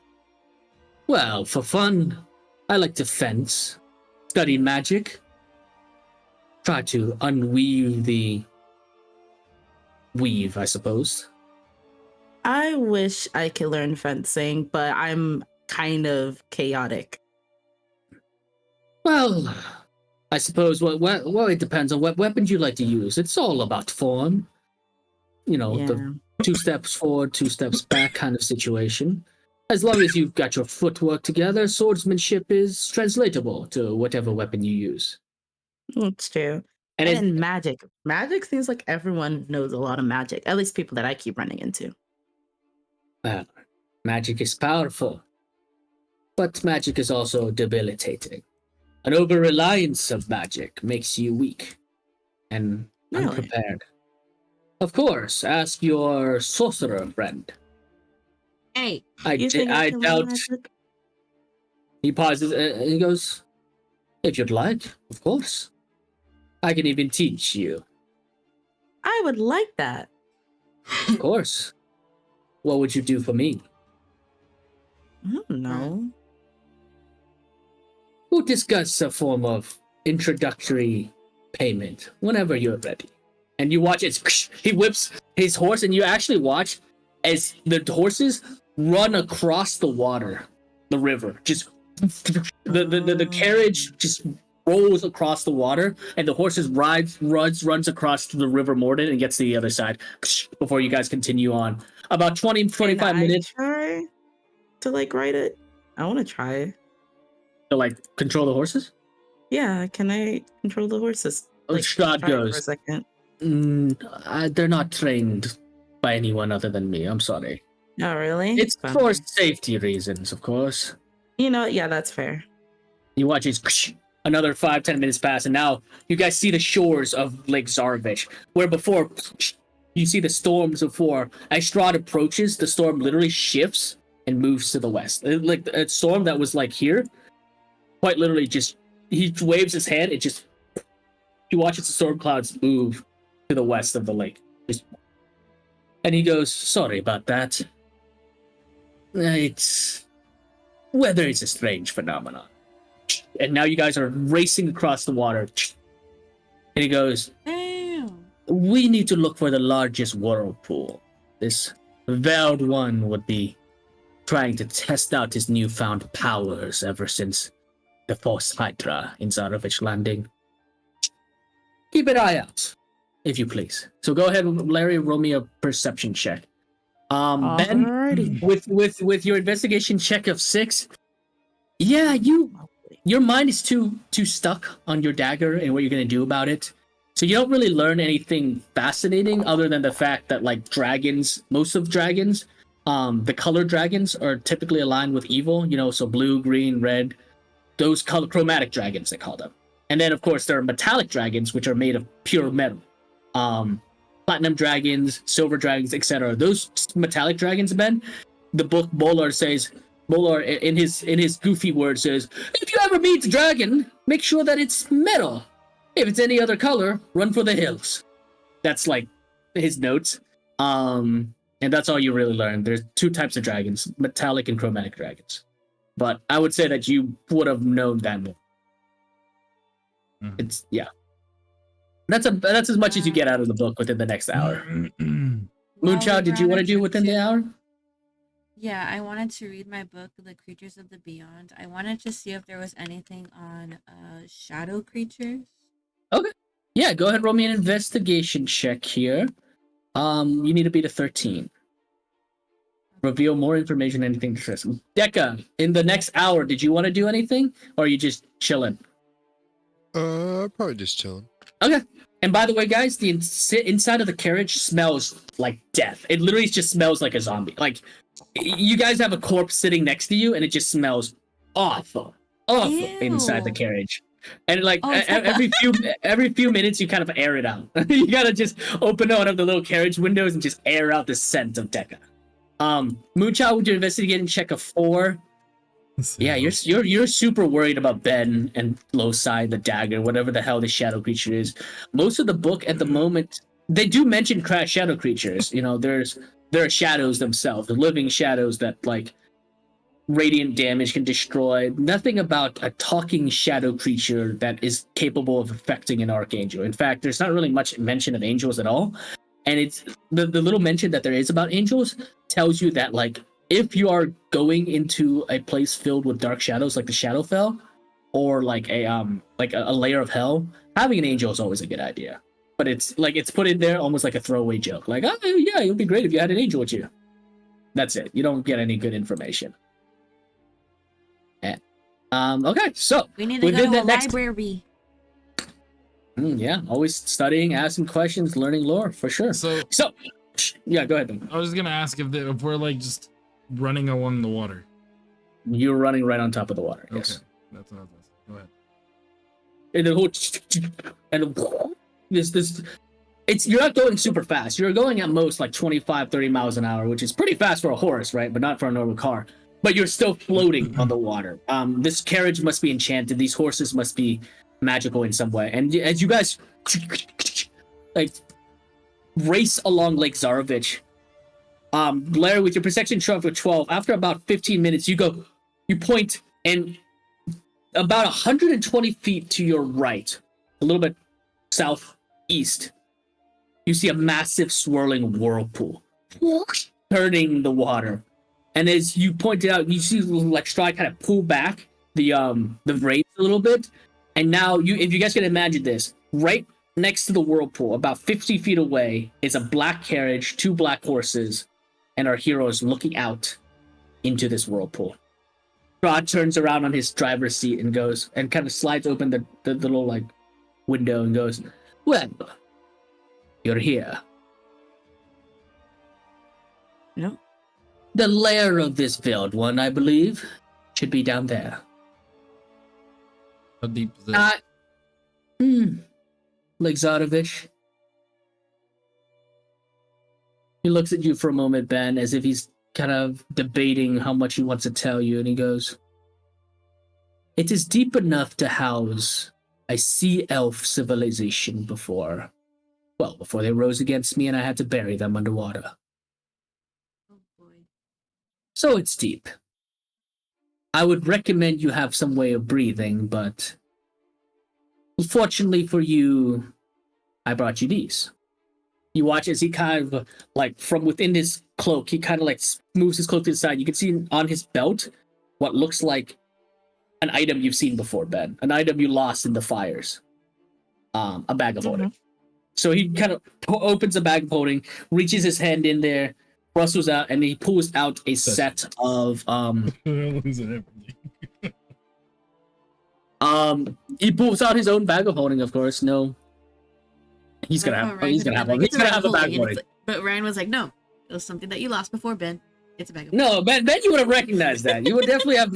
I would say like Ben would have definitely recognized it. So yes, he pulls out a set of these potions, and they're the small little vials, and he kind of like Yeah. offers them out to you guys. He goes, "Potions of water breathing." Now I've modified them somewhat. Typically, your average alchemist, which I am not, I am the best alchemist you'll find in Barovia, bar a couple of people who tried to kill me. Anyways, these potions will last you 8 hours down there. Now, I've only been able to get you a set of 8. But I assume 8 hours would be more than enough to kill a creature of great darkness, right? He gives you a smirking smile and goes, kind of hands you guys the potions. So whoever wants to hold on to them, you'll get 8 potions of water breathing. He goes, of course, you could always swim for the shores and sell the potions. They're worth some amount of money, but I will know, and I will know you reneged on our deal. And then I'll point Belron in your general vicinity. And we'll see what happens, yes? So, try not to double-cross me. He gives you a quick smile.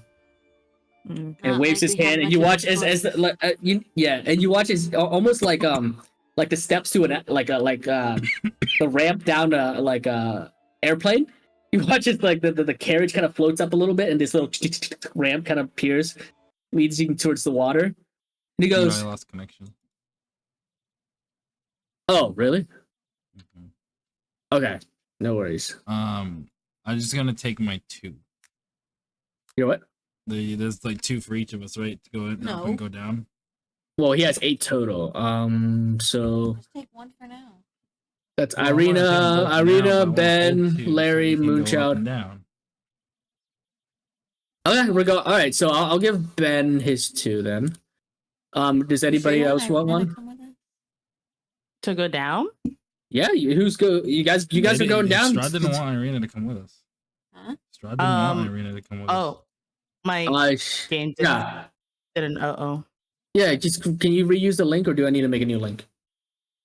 Hold on. Let me try. Yeah, mine is the same, but I'm trying to get it to work. Okay, no worries. My brain is. So yeah. As he's handing out the potion, he goes, "And yes, I would rather not Irina go down there, but I'm not gonna stop her." Mm. What It's do you your think, decision, Irina? Irina. Wait, sorry. What did you say? We said it's your decision, pretty much. Irina looks at all of you guys and kind of goes, "I think by now you should know that I'm not going to back away. And I'm Okay. going to finish this thing off. And we're going to get back Arabelle. All right, let's do Besides, this. I chug one. you guys need somebody to potions. focus." Yeah, okay. So we'll say I'll just give you 2. You 2, Ben. Moonchild gets 2. I'll give Larry give Larry 2 as well.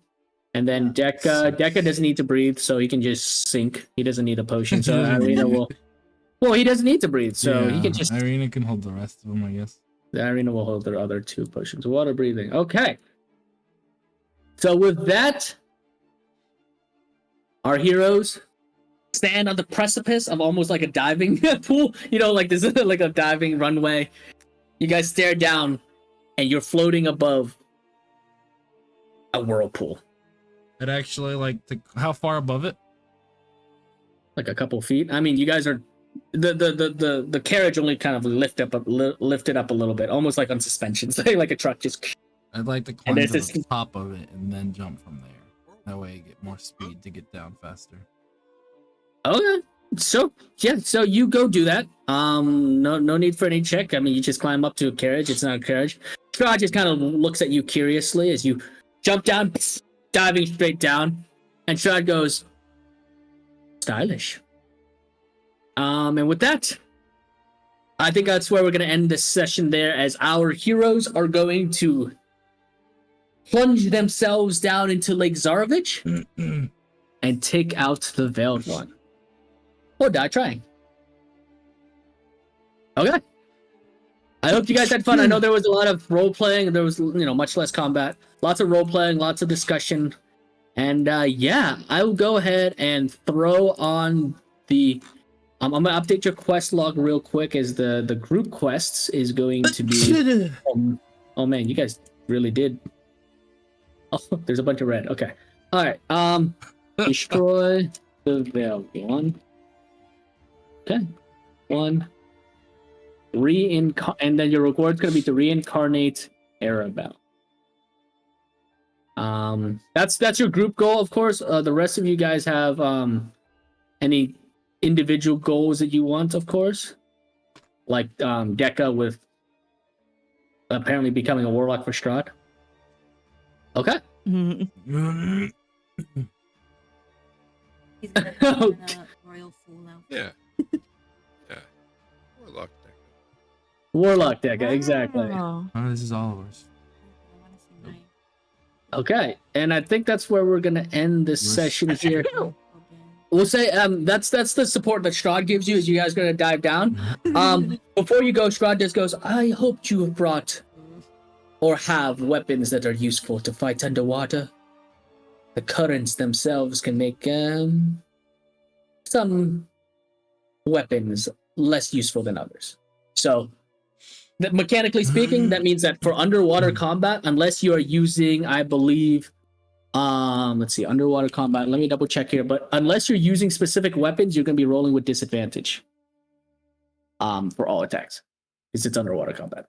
So, because this is new to you guys and you've never done any underwater combat, when you are in underwater, unless you have a swimming speed, which none of you guys do, if you make a melee weapon attack, it's at disadvantage unless the weapon is a dagger, a javelin, short sword, spear, or trident. Ranged weapon attacks will be at disadvantage unless the attack is a crossbow, a net, or something that shoots something like a javelin, like a spear, trident, or dart. So, just so you know, it's going to be a lot of disadvantage. Hope you guys are ready.